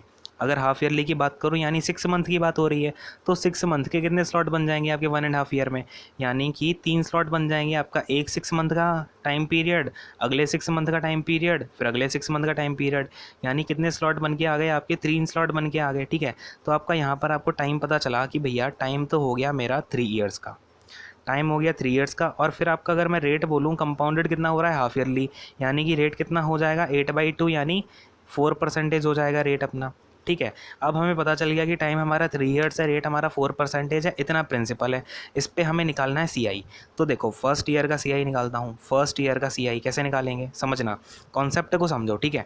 फर्स्ट ईयर का CI निकालना है, मतलब कि 37,500 का मुझे 4% निकालना है। तो निकाल लो यहाँ पे, इसका इंटू में 4/100 करोगे तो कितना आ जाएगा, ये 100 से 100 कैंसिल, 0 0 कैंसिल हो जाएगा, और 4 × 375 कितना होता है 1500 होता है। यानी फर्स्ट ईयर में तो आपको 1500 मिल गए। अब सेकंड ईयर में कंपाउंड इंटरेस्ट हो रहा है ना, तो 1500 तो मिलेंगे ही मिलेंगे उसे, जो आपका प्रिंसिपल है बेसिक, और उस पर उसे कितना और मिल जाएगा इस 1500 का 4%। अब इस 15% का 4% कितना हो जाएगा आपका 60 हो जाएगा कि नहीं हो जाएगा। 0 0 से 0 0 कैंसिल, 15 4 जा 60। अब ऐसे ही अगर मैं बात करूँ आपसे थर्ड ईयर की, तो इस थर्ड ईयर में इसका कंपाउंड इंटरेस्ट कितना हो जाएगा। पहले तो 1500 आपका प्रिंसिपल के ऊपर प्लस में, अब समझना दूसरे कलर का यूज़ करके समझाता हूँ। इस 1500 के ऊपर भी मिलेगा मुझे CI, ठीक है। इस 1500 का 60, फिर मुझे इस 1500 पे भी मिलेगा 60 रुपीज़, यानी यहाँ पर प्लस में 60, और फिर मुझे ये जो 60 है ना छोटा सा बैठा हुआ है, इसके ऊपर भी मुझे CI मिलेगा आपके थर्ड ईयर में। तो 60 का 4% निकालोगे कितना हो जाएगा 2.4, यानी कि अगर मैं इस पूरे CI को जोड़ देता हूँ तो 1500 प्लस 1500 प्लस 1500 कितना हो जाएगा, तो 4500, ठीक है। प्लस में आपका 60, ये कितना है 360 है ना, तो कितने हो जाएंगे 180, और प्लस में आपका 2.4, यानी कितना निकल के आ गया ये अपना, तो ये निकल के आ जाएगा आपका 4682.5, ठीक है। 4682.5 अपना निकल के आ गया CI। अब हमसे पूछा क्या है, अमाउंट पूछा गया है, तो हम क्या करेंगे 4682.5 को ऐड कर देंगे 37,500 में, ठीक है। इसे मैं ऐड करता हूँ, इसे याद रखना। अपना CI कितना निकल के आया है 3 ईयर्स का, यानी जो मैंने हाफ ईयर CI निकाला है वो कितना निकल के आ गया 4682.5। इसे आप नोट कर लो, ठीक है। ये सारी चीज़ें अब मैं हटा रहा हूँ। अब देखो मेरा CI था, CI मेरा निकल के आया था 4682.4, ठीक है। इतना CI निकल के आया था, और मेरा प्रिंसिपल कितना है 37,500, ठीक है। अब इसे मैं ऐड कर दूंगा तो मेरा जो अमाउंट होगा वो निकल के आ जाएगा कि नहीं आ जाएगा अल्टीमेटली। ये आपका 5 लिखा हुआ है, ठीक है। अब ये कितना हो जाएगा, आप अगर इसे ऐड करोगे तो पॉइंट का 4, फिर आपका 2, इसके बाद में 8, इसके बाद में आपका 6 5 11, फिर आपका 1 आएगा, 7 4 11 12 और एक 4, यानी कि 42,182.4 आपका निकल के आ जाएगा क्या अमाउंट, ठीक है। 42,182.4 ये आपका रुपीज़ में निकल के आ जाएगा, किस में है आपका 182 आपका ऑप्शन नंबर ए में है। अब देखो बच्चे क्या करते हैं, कन्फ्यूज़न कर देते हैं। उन्होंने देखा 42180, तो कभी कभी क्या कर देंगे आप 4D ऑप्शन को भी टिक कर सकते हो, है ना।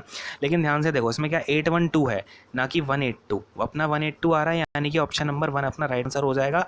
अपन लोग क्या करेंगे ए ऑप्शन को राइट मार्क कर देंगे। ये देखो यहाँ पे फोर्थ जो ऑप्शन रहा होगा वो ए तो रहा होगा, ये सारे तो गलत हो गए, यानी ये ऑप्शन क्या हो जाएगा अपना करेक्ट आंसर हो जाएगा। बात समझ में आ गई कि नहीं आ गई, बोलो हाँ फटाफट से। अच्छा लग रहा है ना सारा चीज़ें, सारा बढ़िया लग रहा है, बिल्कुल समझ में आती जा रही हैं सारी चीज़ें अभी। चलो भाई अब आते हैं नेक्स्ट क्वेश्चन पे। अब जितनी मेहनत में पढ़ा सारी चीज़ें समझनी होंगी, ठीक है। ऐसा नहीं कि बस आप बैठ के यहाँ पे रामायण सी सुन लो और घर पे जाके बढ़िया फिर अपना मस्त हो जाओ। इन सारे क्वेश्चंस की आपको मैं PDF प्रोवाइड कर दूंगा, आपको करनी है प्रैक्टिस, ठीक है। यहाँ पे आपने सारे क्वेश्चन समझ लिए, एक बार सॉल्व कर लिए, सारी कैलकुलेशंस कर ली मेरे साथ में पॉज कर करके। फिर आपको क्या करनी है, प्रैक्टिस करनी है अपनी मज़े से बैठ के। आप एक बार इस पूरे पेपर को खुद से सॉल्व करोगे 30 के 30 क्वेश्चन, ठीक है। देख रहे हो ना मैं पूरे 30 क्वेश्चन आपको डिस्कस करा रहा हूँ, ठीक है। और अगर सेशन अच्छा लगता है तो लाइक ज़रूर कर देना, एंड कमेंट करके बताना कैसा लगा है, ठीक है। तो हम ऐसे करके सारे पेपर को डिस्कस करेंगे, ठीक है। थोड़ा पानी पी लेता हूँ, 1 सेकेंड।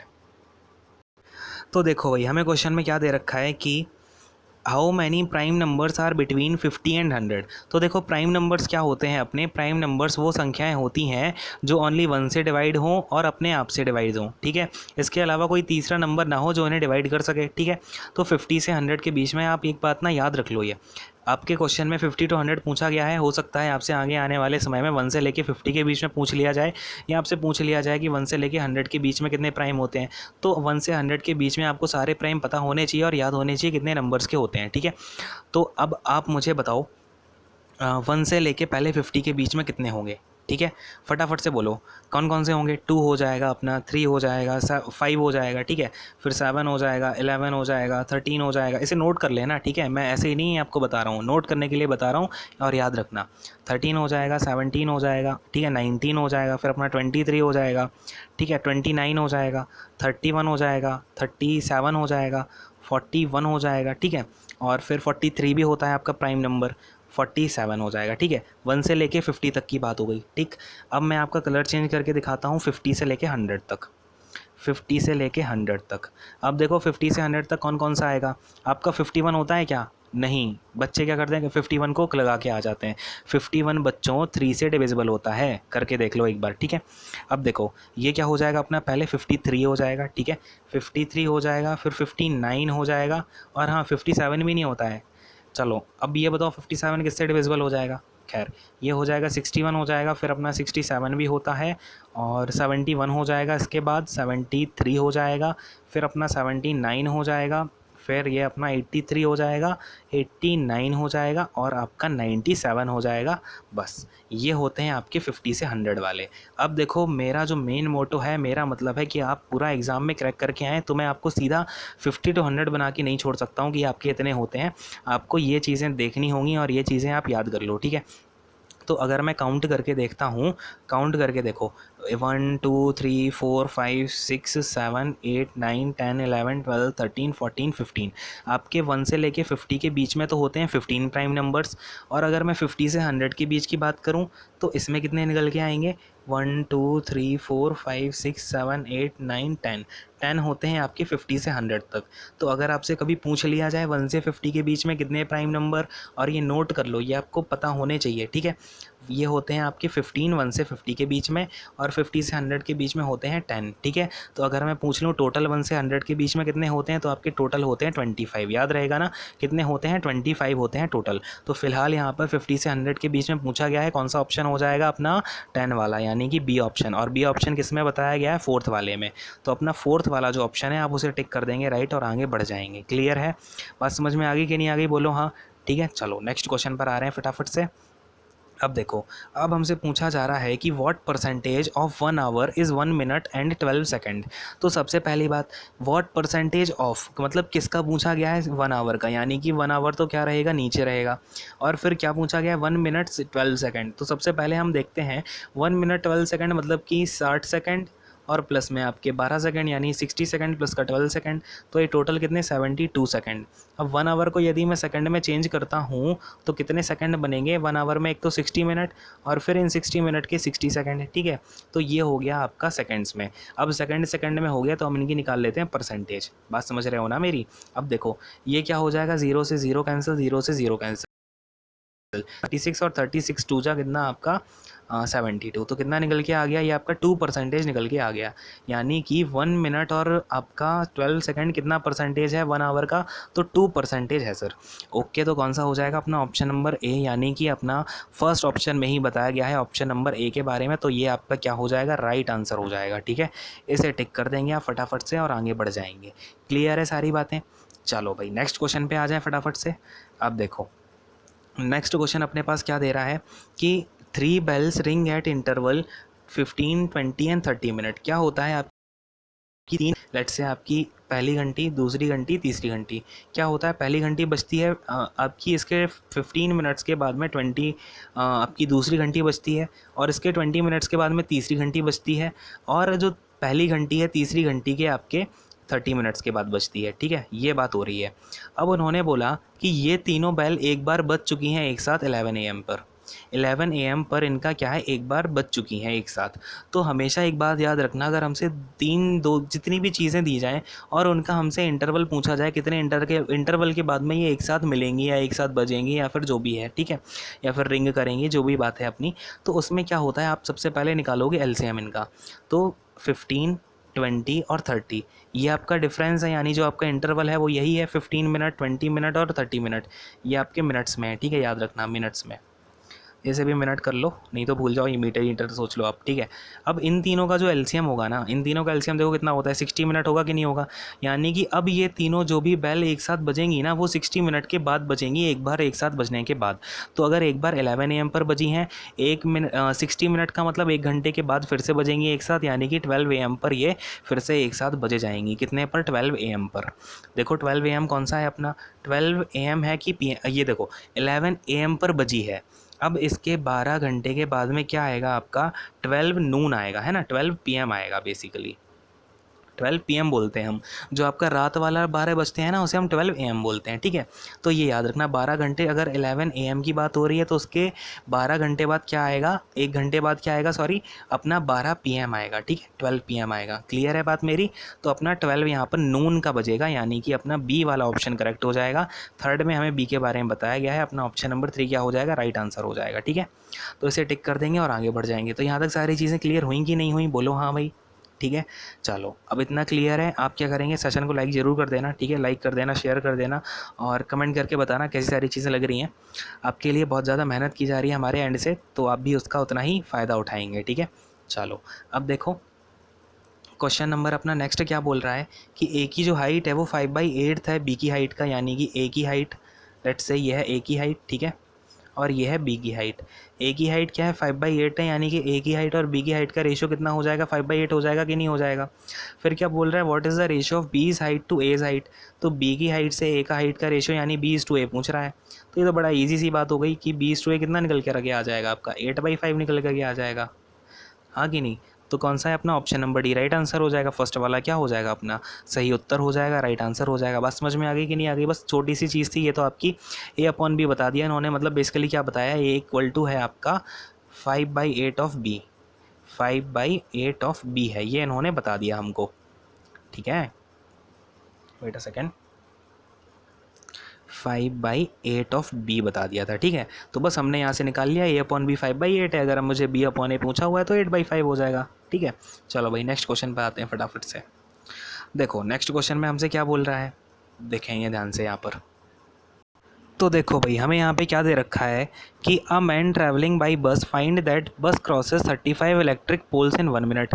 क्या देखा उसने कि एक बस है जो 35 इलेक्ट्रिक पोल्स को क्या करती है, 1 मिनट में क्रॉस कर देती है, और हर दो पोल के बीच में 50 मीटर्स की डिस्टेंस है। अब एक बात को समझना, अगर ये मेरे 35 ऐसे पोल खड़े हुए हैं तो इनके बीच में अगर 50 मीटर की डिस्टेंस है, ये 50 का है, ये 50 का है, ये 50 का है, ये 50 का है ना, ये सारे क्या हैं 50 मीटर के हैं, ऐसे आपके सोन चलते जा रहे हैं। तो अगर मैं बोलूँ ये जो पूरी डिस्टेंस होगी ना, ये पूरी डिस्टेंस क्या हो जाएगी आपकी, 34 × 50 हो जाएगी कि नहीं हो जाएगी, 34 × 50। क्यों, क्योंकि इनके बीच में क्या होंगे आपके 34 बार गैप मिलेंगे, अगर ये आपके 35 क्या हैं आपके पोल्स हैं, ठीक है। बात समझ में आ गई। तो ये तो हो गई टोटल डिस्टेंस। अब इसमें हम डिवाइड कर देते हैं कितने टाइम में कवर किया है, 1 मिनट में कवर किया है ट्रेन ने, ठीक है। तो अगर मैं इसमें 60 सेकेंड से, है ना, 1 मिनट में क्या होता है 60 सेकेंड होता है, यानी 60 से डिवाइड करता हूँ तो मुझे क्या मिल जाएगी, स्पीड मिल जाएगी, है ना। ये क्या हो जाएगी, हमारी स्पीड हो जाएगी, हाँ कि नहीं। अब ये क्या है, स्पीड है। अब ये स्पीड मेरी मीटर पर सेकंड में है, हाँ कि नहीं, क्योंकि डिस्टेंस है मेरी मीटर में और ये टाइम है मेरा, मैंने सेकंड में रख दिया है। तो इसमें मैं किलोमीटर, मुझे आंसर देखो किलोमीटर पर आवर में दिया हुआ है सारे के सारे आंसर, यानी कि मैं इनटू में 18/5 और कर दूंगा, सो दैट ये अपना किलोमीटर पर आवर में चेंज होके आ जाएगा, ठीक है। तो आपको ये चीज़ें एक साथ करनी होंगी। अब देखो 0 से 0 कैंसिल, 5 से 5 कैंसिल, फिर इसके बाद में 6 3 सा कितना 18, और 3 का अगर हम इंटू कराएंगे 34 में तो कितना हो जाएगा, 3 4 सा 12, और आपका 3 3 सा 9 और एक कैरी, तो 102 किलोमीटर पर आवर जो है स्पीड निकल कर आ रही है अपने उस मैन की, ठीक है। मैन की बात हो रही है जो बस में ट्रैवल कर रहा है, ठीक है। तो बस क्या है अपनी 102 किलोमीटर पर आवर की स्पीड से चल रही है, यानी ऑप्शन नंबर बी जो आपका दे रखा है ऑप्शन नंबर 2 में, ठीक है। तो ये अपना क्या हो जाएगा, राइट आंसर हो जाएगा। बात समझ में आई कि नहीं आई। कभी भी जैसे अब देखो मैं आपको इसमें ऐसे बताता हूँ, लेट्स से आपके तीन हैं आपके, ठीक है, 3 पोल हैं, अगर इनके बीच में आप डिस्टेंस देखोगे तो कितनी होगी, 50 × 2 ही तो बनेगी। ऐसे अगर 35 होंगे तो 34 × 50 बनेगी, ठीक है। तो क्लियर हुई मेरी ये बात, समझ में आ गई ना। चलो नेक्स्ट क्वेश्चन पर आ रहा हूँ, फटाफट से देखेंगे। अब देखो भैया नेक्स्ट क्वेश्चन क्या दे रखा है हमको, ये है। नेक्स्ट क्वेश्चन में हमसे बोल रहा है कि 2/3 ऑफ देखेंगे 2/3 of children are in the age group 1 से 12, ठीक है। 1 से 12 ईयर्स का ये एज ग्रुप है आपका, ठीक है। इसमें जो है आपके 1/3 बच्चे हैं, 2/3 है सॉरी, ओके 2/3 बच्चे हैं, ठीक है, 2/3 लिखा हुआ है। अब क्या बोल रहा है, of this 3/4 are in the age group of 1 to 8। अब बात क्या है ना, इन 1 से लेके जो 12 ईयर्स के बच्चे हैं, इसमें हमने 1 to 8 ईयर्स का जो है क्लासिफिकेशन कर दिया, और फिर हमने बोला कुछ बच्चों की एज है 9 ईयर्स से लेके 12 ईयर्स तक। बात समझ में आ गई। तो 1 से लेके 8 ईयर्स तक के जो बच्चे हैं वो तो हैं आपके 2/3 का 3/4, ठीक है ना, 2/3 का 3/4 है। तो बचे हुए जो बच्चे होंगे ये कितने होंगे, 2/3 का 1/4, हाँ कि नहीं। क्योंकि अगर 2/3 का 3/4 आपके वन से लेके 8 ईयर्स के बच्चे हैं, तो बचे हुए जो 1/4 बच्चे रहे होंगे 2/3 के, वो 9 ईयर्स से लेके 12 ईयर्स के होंगे, अगर हमने ऐसा क्वालिफिकेशन किया है तो। क्लियर है। तो अब देखो ये कितना हो जाएगा, 2 2 जा 4, यानी कि ये हो जाएगा 1/6, क्योंकि 3 2 जा 6 है। तो कितने फ्रैक्शन ऑफ बच्चे 9 से लेके 12 ईयर्स के बीच में हैं, तो वो हैं अपने 1/6, ठीक है। कितनी फ्रैक्शन निकल के आ गई है अपनी 1/6 जो है फ्रैक्शन निकल कर आ गई है। तो क्या ऑप्शन हो जाएगा अपना ऑप्शन नंबर सी, यानी कि ये हो जाएगा आपका थर्ड वाला ऑप्शन क्या हो जाएगा अपना राइट आंसर हो जाएगा। बात समझ में आ गई कि नहीं आ गई, बोलो हाँ क्लियर है, ये सब समझ में आ गया है। अगर कोई डाउट होता है तो कमेंट सेक्शन में बता देना है फटाफट से, ठीक है। चलो नेक्स्ट क्वेश्चन पर आ रहे हैं, फटाफट से देखेंगे। अब अपने पास में नेक्स्ट क्वेश्चन में दे रखा है कि Ram is 4 times his son's age today. अगर मैं आज की बात करूँ 2020 की बात कर रहा हूँ, ठीक है। देखो मैं बात कर रहा हूँ 2020 की, 2020 की बात हो रही है। ये राम है, ये राम का सन है, ठीक है, राम इज़ टू सन है। राम है 4 टाइम्स सन का, यानी कि 4:1 इनका रेशियो है आज के टाइम पर, 2020 के टाइम पे। 5 ईयर्स हैंस, यानी कि 5 साल के बाद, यानी 2025 में क्या होगा, राम थ्राइस होगा अपने सन की एज का, यानी कि राम 3 टाइम्स हो जाएगा। अब बोल रहा है कि उनकी करंट एज बता दें। अब देखो हमने देखा ये क्या है, सन की एज तो 1:1 आ रही है रेशियो में, तो हम क्या करेंगे, ऐसे रेशियो में आपका रेशियो चेंज किया जाता है, कैसे किया जाता है समझेंगे ध्यान। अब देखो अगर ये है मेरा 4 से 1, तो इन दोनों के बीच में डिफरेंस कितना है, 3 का है कि नहीं है, ठीक है। और इधर मैंने देखा 3 और 1 इनके बीच में डिफरेंस 2 का है। तो अब क्या करेंगे, इस 2 का मल्टीप्लाई करा देंगे हम इस पूरे रेशियो में, और इस 3 का मल्टीप्लाई करा देंगे हम इस पूरे रेशियो में। तो अपना कितना निकल के आ जाएगा, राम का और उसके सन का रेशियो। यहाँ पर देखो ये है राम और सन, ये है 2020 में उसका रेशियो निकल करके आ जाएगा। अगर हम 2 का इंटू कराते हैं पूरे में, तो 4 2 जा 8 और 2 1 जा 2, ठीक है, 8:2। अगर 3 का यहाँ पर कराते हैं तो 3 3 जा 9 और 3 1 जा 3, यानी कि 2020 में आपका रेशियो है 8:2, 2025 में 9:3 है। अब क्या बोल रहा है, डिफरेंस जो है यहाँ पर ईयर्स का देखो, 2020 से 2025 में 5 ईयर्स हो गए कि नहीं हो गए, और यहाँ पे लेकिन हम देख रहे हैं रेशियो में 1 1 का डिफरेंस आ रहा है। तो इसका मतलब इस 1 की वैल्यू कितनी है, 5 ईयर्स है। अब अगर इस 1 की वैल्यू 5 ईयर्स है, मतलब कि राम की एज जो आज के टाइम पे है 2020 में, राम की एज कितनी हो जाएगी, 8 × 5, यानी कि 40 ईयर्स हो जाएगी कि नहीं हो जाएगी। तो राम की एज हो गई 40 ईयर्स। अगर मैं इसके सन की बात करूं तो उसकी एज हो जाएगी 2 × 5, यानी कि 10 ईयर्स। 2 × 5 यानी कि कितने ईयर्स हो जाएगी भाई, 10 ईयर्स हो जाएगी कि नहीं हो जाएगी। तो अपना कौन सा वाला ऑप्शन हो जाएगा, ये 40 और 10 ईयर्स उनकी एज निकल के आ रही है, मतलब कि बी वाला ऑप्शन हो जाएगा, जिसमें 40 और 10 हमें एज बता रखी है, यानी थर्ड ऑप्शन में बताया हुआ है बी के बारे में। तो ये अपना हो जाएगा राइट आंसर। तो बात समझ में आई, क्वेश्चन को कैसे अप्रोच करनी है, कैसे आपको इसको सॉल्व करना है, सारी चीज़ें क्लियर हैं, ठीक है। सॉरी, देखो अब आते हैं फटाफट से इसको हटा के नेक्स्ट क्वेश्चन पर। अपना नेक्स्ट क्वेश्चन क्या बोल रहा है देखेंगे। क्या बोल रहा है, अ 7 साइडेड पॉलीगन इज कॉल्ड। तो 7 साइडेड का जो पॉलीगन होता है ना, तो उसे हम क्या बोलते हैं, हेप्टागन। याद रखना, देखो मैं आपको बता ही देता हूँ, क्या पता आपके क्वेश्चन में पूछ लिया जाए कि 6 साइड का जो होता है उसे क्या बोलते हैं। तो आप मुझे बताओ, 6 वाले को बोलते हैं भाई हेक्सागन। याद रखना 6 वाले को बोलते हैं हेक्सागन, और जिस पॉलीगन की 5 साइड हों उसे क्या बोलेंगे, ये आप मुझे कमेंट करके बताओगे, ठीक है। 5 साइड वाले को क्या बोलते हैं। फिर ऐसे ही अगर मैं बात करूं आपकी 8 साइड वाले को क्या बोलते हैं, 7 का तो हेप्टागन हो गया, ठीक है। 8 साइड वाले को बोलते हैं ऑक्टागन। 5 साइड वाले को बताना है आपको, चलो ठीक है, मैं अभी फ़िलहाल बता ही देता हूँ, पेंटागन होता है ये आपका, ठीक है, पेंटागन। 8 साइड जो 8 साइड होती हैं उनका होता है ऑक्टागन, और आपकी जो 9 साइड होती हैं वो होता है नोनागन। 9 साइड वाला नोनागन, ठीक है। ये हो सकता है आपका नेक्स्ट वाला जो एग्ज़ाम आना है उसमें पूछ लिया जाए आपसे, है ना। नोनागन अगर 10 का पूछ लिया जाए तो 10 का होता है डेकागन। क्या होता है, डेकागन, डेकागन, डेका, ठीक है। ये है आपका DECA, क्लियर है। तो बात समझ में आ गई ना, DECAGON। तो ये हो गया हमारा डेकागन, ठीक है। तो यहाँ पे फिलहाल आपका क्या हो जाएगा, हेप्टागन राइट आंसर है। आपका ऑप्शन नंबर सी 4th में दे रखा है, तो ये अपना 4th वाला क्या हो जाएगा, राइट आंसर हो जाएगा। क्लियर है बात यहाँ पर। तो हम आप क्या करेंगे, अगर नहीं पता है तो इन सारे को भी आप लिख लेना, बहुत इंपॉर्टेंट चीज़ है। मैं आपको देख ही रहे हो जैसे कि आप हर क्वेश्चन के साथ में कुछ ना कुछ एडिशनल इन्फॉर्मेशन भी दे रहा हूँ। क्योंकि हमें एग्जाम से बिल्कुल रेलेवेंट चीज़ें पढ़नी है, और ऐसे ही नहीं है कि हम बस प्रीवियस ईयर पढ़ के फ्री हो जाना है। उसके आसपास में जो भी चीज़ें हो सकती हैं पॉसिबल, जो भी ऑप्शन दे रखे हैं उनको भी हम समझते हुए चलेंगे, उनको भी कवर करते हुए चलेंगे, ठीक है। चलो भाई, अब फटाफट से नेक्स्ट क्वेश्चन पर आते हैं। नेक्स्ट क्वेश्चन हमसे क्या बोलना चाह रहा है देखेंगे। अब हमें यहाँ पे दे रखा है कि cot A की वैल्यू 12/5 है। cot A की वैल्यू कितनी है, 12/5 है। तो एक बात बताओ, cot A का जो फॉर्मूला होता है, cot का कोई भी cot होता है तो उसका फॉर्मूला क्या होता है, बेस अपॉन हाइपोटेनस कि base upon perpendicular. Base upon perpendicular, ठीक है। तो ऐसे मैं क्या करूँगा, आपका टेस्ट भी लेता रहूँगा, इसलिए मैं बोलता हूँ कभी मैं बोलूँ तो हाँ या ना बोलना है। क्या बोलना है आपको, हाँ या ना में बोलना है। इससे क्या होगा, अपना जो भी इंटरेक्शन हो रहा है ना यहाँ पे वीडियो में, वो बढ़ेगा और आपको ज़्यादा इंटरेस्ट आ पाएगा, ठीक है।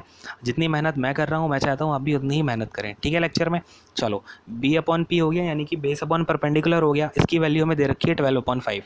अब मैं आपसे हमेशा बोलता हूँ, अगर आपने मेरे सीजीएल के लेक्चर्स को देखा हुआ है, कि आपको 2-3 चीज़ें हमेशा याद रखनी चाहिए। जैसे आपके क्यूब्स हो गए, ठीक है, 2 नंबर पे आपके स्क्वायर्स आ गए, और फिर आपके टेबल्स हो गए, और आपके पाइथागोरियन ट्रिपलेट्स हो गए। ये 3-4 चीज़ें जो हैं, आपकी चौथी चीज़ हो गई क्या, ट्रिपलेट्स। ये 3-4 चीज़ें आपको याद होनी ही चाहिए। अगर आपको एग्ज़ाम सच में आप क्वालिफ़ाई करना चाहते हो, कोई रैंक लाना चाहते हो, तो आपको ये 3-4 चीज़ें पता होनी चाहिए, क्योंकि यहीं से आप क्या करोगे, अपना टाइम सेव कर पाओगे। और क्यूब, स्क्वायर, टेबल, ये 30 तक याद कर लो, बहुत फ़ायदेमंद होगा, मैं बता रहा हूँ। 30 तक आप याद कर लो इसे, ठीक है। तो चलो फिलहाल अपना ट्रिपलेट्स अगर हम यहाँ पे देखेंगे, 12 मेरा क्या है, बेस है, 5 क्या है, परपेंडिकुलर है। तो हाइपोटेनस कितना निकल कर आता है यहाँ से, 13 निकल करके आता है। यानी 5, 12 और 13 क्या होते हैं, ट्रिपलेट्स होते हैं। 5, 12 और 13 क्या होते हैं, अपने ट्रिपलेट्स होते हैं, ठीक है। अगर आपको नहीं याद है ट्रिपलेट, तो करके दिखा देता हूँ मैं एक बार। क्या होता है ना, कि जो इस सारी चीज़ को मैं हटा देता हूँ एक बार, देखो। जो आपको हाइपोटेनस होता है ना, हाइपोटेनस होता है वो अंडर रूट का होता है P square plus B square, यानी परपेंडिकुलर का स्क्वायर प्लस बेस का स्क्वायर। हमने यहाँ पे देखा हुआ है बेस कितना है अपना, 12 है, यानी कि 144 हो जाएगा। बेस का स्क्वायर कितना, 144, ये लिखा है मैंने। इसके बाद में परपेंडिकुलर हो जाएगा 5, यानी 5 का स्क्वायर 25। कितना निकल के आएगा, ये अंडर रूट का 169। अंडर रूट 169 किसका स्क्वायर होता है, 169, तो 13 का।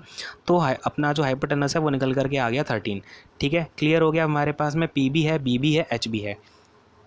तो ये तो हो गया अपना क्या, देखो, ये हो गया अपना बी, ये हो गया पी, और अपना एच कितना निकाला हमने, 13 निकाल लिया, ठीक है। अगर आपको ट्रिपलेट्स याद है तो बहुत बढ़िया, नहीं तो आपको इतना निकालना पड़ेगा और आपको इसमें लग जाएगा टाइम, समझे। फिलहाल साइन ए कितना होता है, परपेंडिकुलर और अपॉन हाइपोटेनस, यानी कि 5/13, 5/13 है ना। और अगर मैं कॉस की बात करूँ, कॉस होता है बेस अपॉन हाइपोटेनस। मेरी बातों पे बिल्कुल ध्यान दिया करो, मैं क्या बोल रहा हूँ, ठीक है, वर्ड्स पे ध्यान दिया करो। तो एक ये आपका जो कॉस होता है वो क्या होता है, बेस अपॉन हाइपोटेनस अपॉन 13, ठीक है। और फिर अपना इंटू में है कॉसेक ए। कॉसेक ए क्या होता है आपका, हाइपोटेनस अपॉन परपेंडिकुलर, यानी कि 13 अपॉन का 5। क्लियर है, ये कितना हो जाएगा, 17/13 इंटू में 13/5, यानी कि 13 से 13 कैंसिल, कितना आ जाएगा, ये अपना 17/5 निकल के आ जाएगा कि नहीं आ जाएगा, बोलो हाँ। तो कौन सा ऑप्शन हो जाएगा, ऑप्शन नंबर बी, यानी कि अपना क्या हो जाएगा, सेकंड वाला जो ऑप्शन है वो करेक्ट आंसर निकल करके आ जाएगा।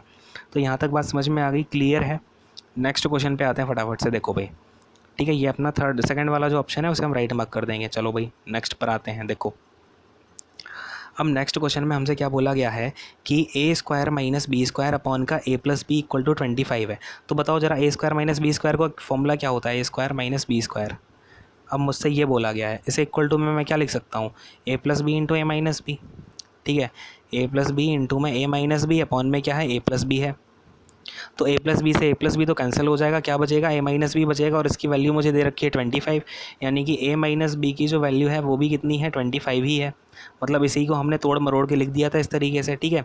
तो ए माइनस बी की वैल्यू 25, यानी ऑप्शन नंबर सी क्या हो जाएगा अपना राइट आंसर। तो यहाँ पे फर्स्ट वाले ऑप्शन में दे रखा है सी, तो ये अपना ऑप्शन नंबर 1 हम क्या करेंगे, राइट आंसर टिक कर देंगे। समझ में आ गई बात कि नहीं आ गई, तो बोलो हाँ, ठीक है। चलो भाई, अब आते हैं नेक्स्ट क्वेश्चन पर। और हाँ, ये जो एनटीपीसी के क्वेश्चंस हैं आप इन्हें ज़रूर कर लेना। एनटीपीसी के जितने प्रीवियस ईयर करा रहा हूँ मैं आपको, और स्टैटिक जीके की आपके लिए क्लासेस चल रही हैं। और आपके लिए मैथमेटिक्स में जो सीजीएल का करा दिया है ना पेपर, जो रिसेंटली हुआ है, वो भी आप लोग ज़रूर कवर कर लेना, क्योंकि आपसे सीजीएल का भी पेपर आप लिखो, सीएचएसएल का लिखोगे ना अभी, तो जिन लोगों का अभी सीएचएसएल का उनके लिए तो वरदान है ये, ठीक है। ये समझ लो कि सीजीएल ने खुद अपने मॉक टेस्ट दे दिए हैं सीजीएल के रूप में, समझे। क्योंकि इसमें जो करंट अफेयर भी आया हुआ है ना सीजीएल में, वो भी आपका रिपीट होगा चल में। हमने जैसा अभी 3 दिन के क्वेश्चन पेपर्स हुए हैं ना, तो उसमें हमने ऑब्जर्व भी किया हुआ है ये चीज़। खैर चलो भाई नेक्स्ट क्वेश्चन पे आते हैं, बोलते बोलते मेरा हो गया गला भारी। देखो नेक्स्ट क्वेश्चन क्या है अपने पास में। अब अपना ये है लास्ट क्वेश्चन, 30th क्वेश्चन है ये अपना, समझेंगे ध्यान से। और ये रहा अपना क्वेश्चन। देखो हमसे क्या बोला जा रहा है कि एक आदमी है, एक सेकंड को, हमसे बोला जा रहा है कि एक मैन है यानी एक आदमी है जो सेल करता है टेबल को 4200 रुपीज़ में और उसे लॉस हो जाता है 25% का। यानी कि मेरी जो मुझे एसपी दे रखी है ना, वो दे रखी है 4200 रुपीज़ और लॉस परसेंटेज मुझे दे रखा है, लॉस परसेंटेज दे रखा है 25%। क्लियर है? 25% यानी कितना हो गया, ये 1/4 हो गया। तो एक बात बताओ, यहाँ से मैं सीपी निकाल लूँगा क्या? हाँ भाई, सीपी निकाल लूँगा ना, यानी सीपी हो जाएगा अपना 4200 और इसमें क्या हुआ है, मुझे लॉस हुआ है, तो ये हो जाएगा इंटू में 4/3। क्लियर है? अब मेरी सीपी तो ये हो गई, ठीक है। यानी कि अगर मैं इसे कैंसिल कर दूँ तो 3 1 जा 3 और 3 4 जा कितना 12, तो ये 1400 इंटू 4 क्या हो गया, मेरा सीपी हो गया। अब मैं दूसरा कलर चेंज करके थोड़ा दिखाता हूँ। अब क्या बोल रहा है, at what price must he sell to get a profit of 25%। अब उसे ये जो सीपी है अपना 1400 इंटू 4 वो कितने में बेचे कि उसे प्रॉफिट हो जाए 25% का। तो SP2 जो है वो कितना आ जाएगा, ये तो हो गया अपना क्या, ये हो गया अपना सीपी और इसमें मुझे प्रॉफिट चाहिए 25% का, यानी मैं 5 में बेच दूँ 4 की चीज़ को। क्लियर है? तो 4 से 4 कैंसिल, 1400 इंटू 5 कितना हो जाएगा, 1400 इंटू 5 हो जाएगा आपका कितना, तो 7000। ठीक है, तो ये निकल के आ जाएगा आपका 7000 रुपीज़ में मुझे बेच देना चाहिए, सो दैट मुझे 25% का प्रॉफिट मिल जाए। ऑप्शन नंबर सी हो जाएगा। यहाँ पर क्या है, सी सेकंड वाले ऑप्शन में दे रखा है, अपना राइट आंसर हो जाएगा 2। ठीक है, 2 में जिसमें सी ऑप्शन दे रखा है 7000। ठीक है, क्लियर है यहाँ पर बात? तो यहाँ पर हमारे क्या हो गए, सारे 30 के 30 क्वेश्चन मैंने आपको कवर करवा दिए हैं फर्स्ट सेट के। इसके बाद में अब हम कल मिलते हैं सेकंड सेट के साथ में। आई होप कि आपको सारी चीज़ें समझ में आ गई होंगी। ये सर ज़रा मैं हटा रहा हूँ, इसको पॉज करके नोट कर लेना, अगर आपको नोट करना हो। ये हटा देता हूँ। देखो, अब अगर आपको अच्छा लगता है वीडियो तो आप लाइक ज़रूर कर देना और शेयर करना ज़्यादा से ज़्यादा। ठीक है, और जिस मेहनत से मैंने पढ़ाया हुआ है उसी मेहनत से बच्चों आप पढ़ो। ठीक है, क्योंकि जब तक आप पढ़ोगे नहीं ना, तब तक कुछ काम बनेगा नहीं।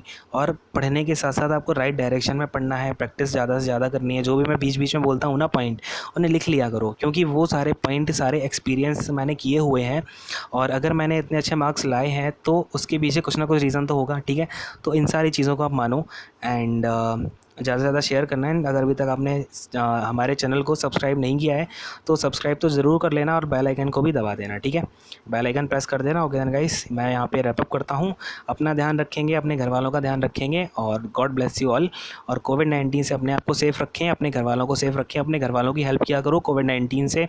जैसा कि आपको पता ही है, सारे लोग अभी घर पर ही हो, तो अपने घर पर भी थोड़ा हाथ वगैरह बटा दिया करो। And okay then guys, thank you so much, bye bye.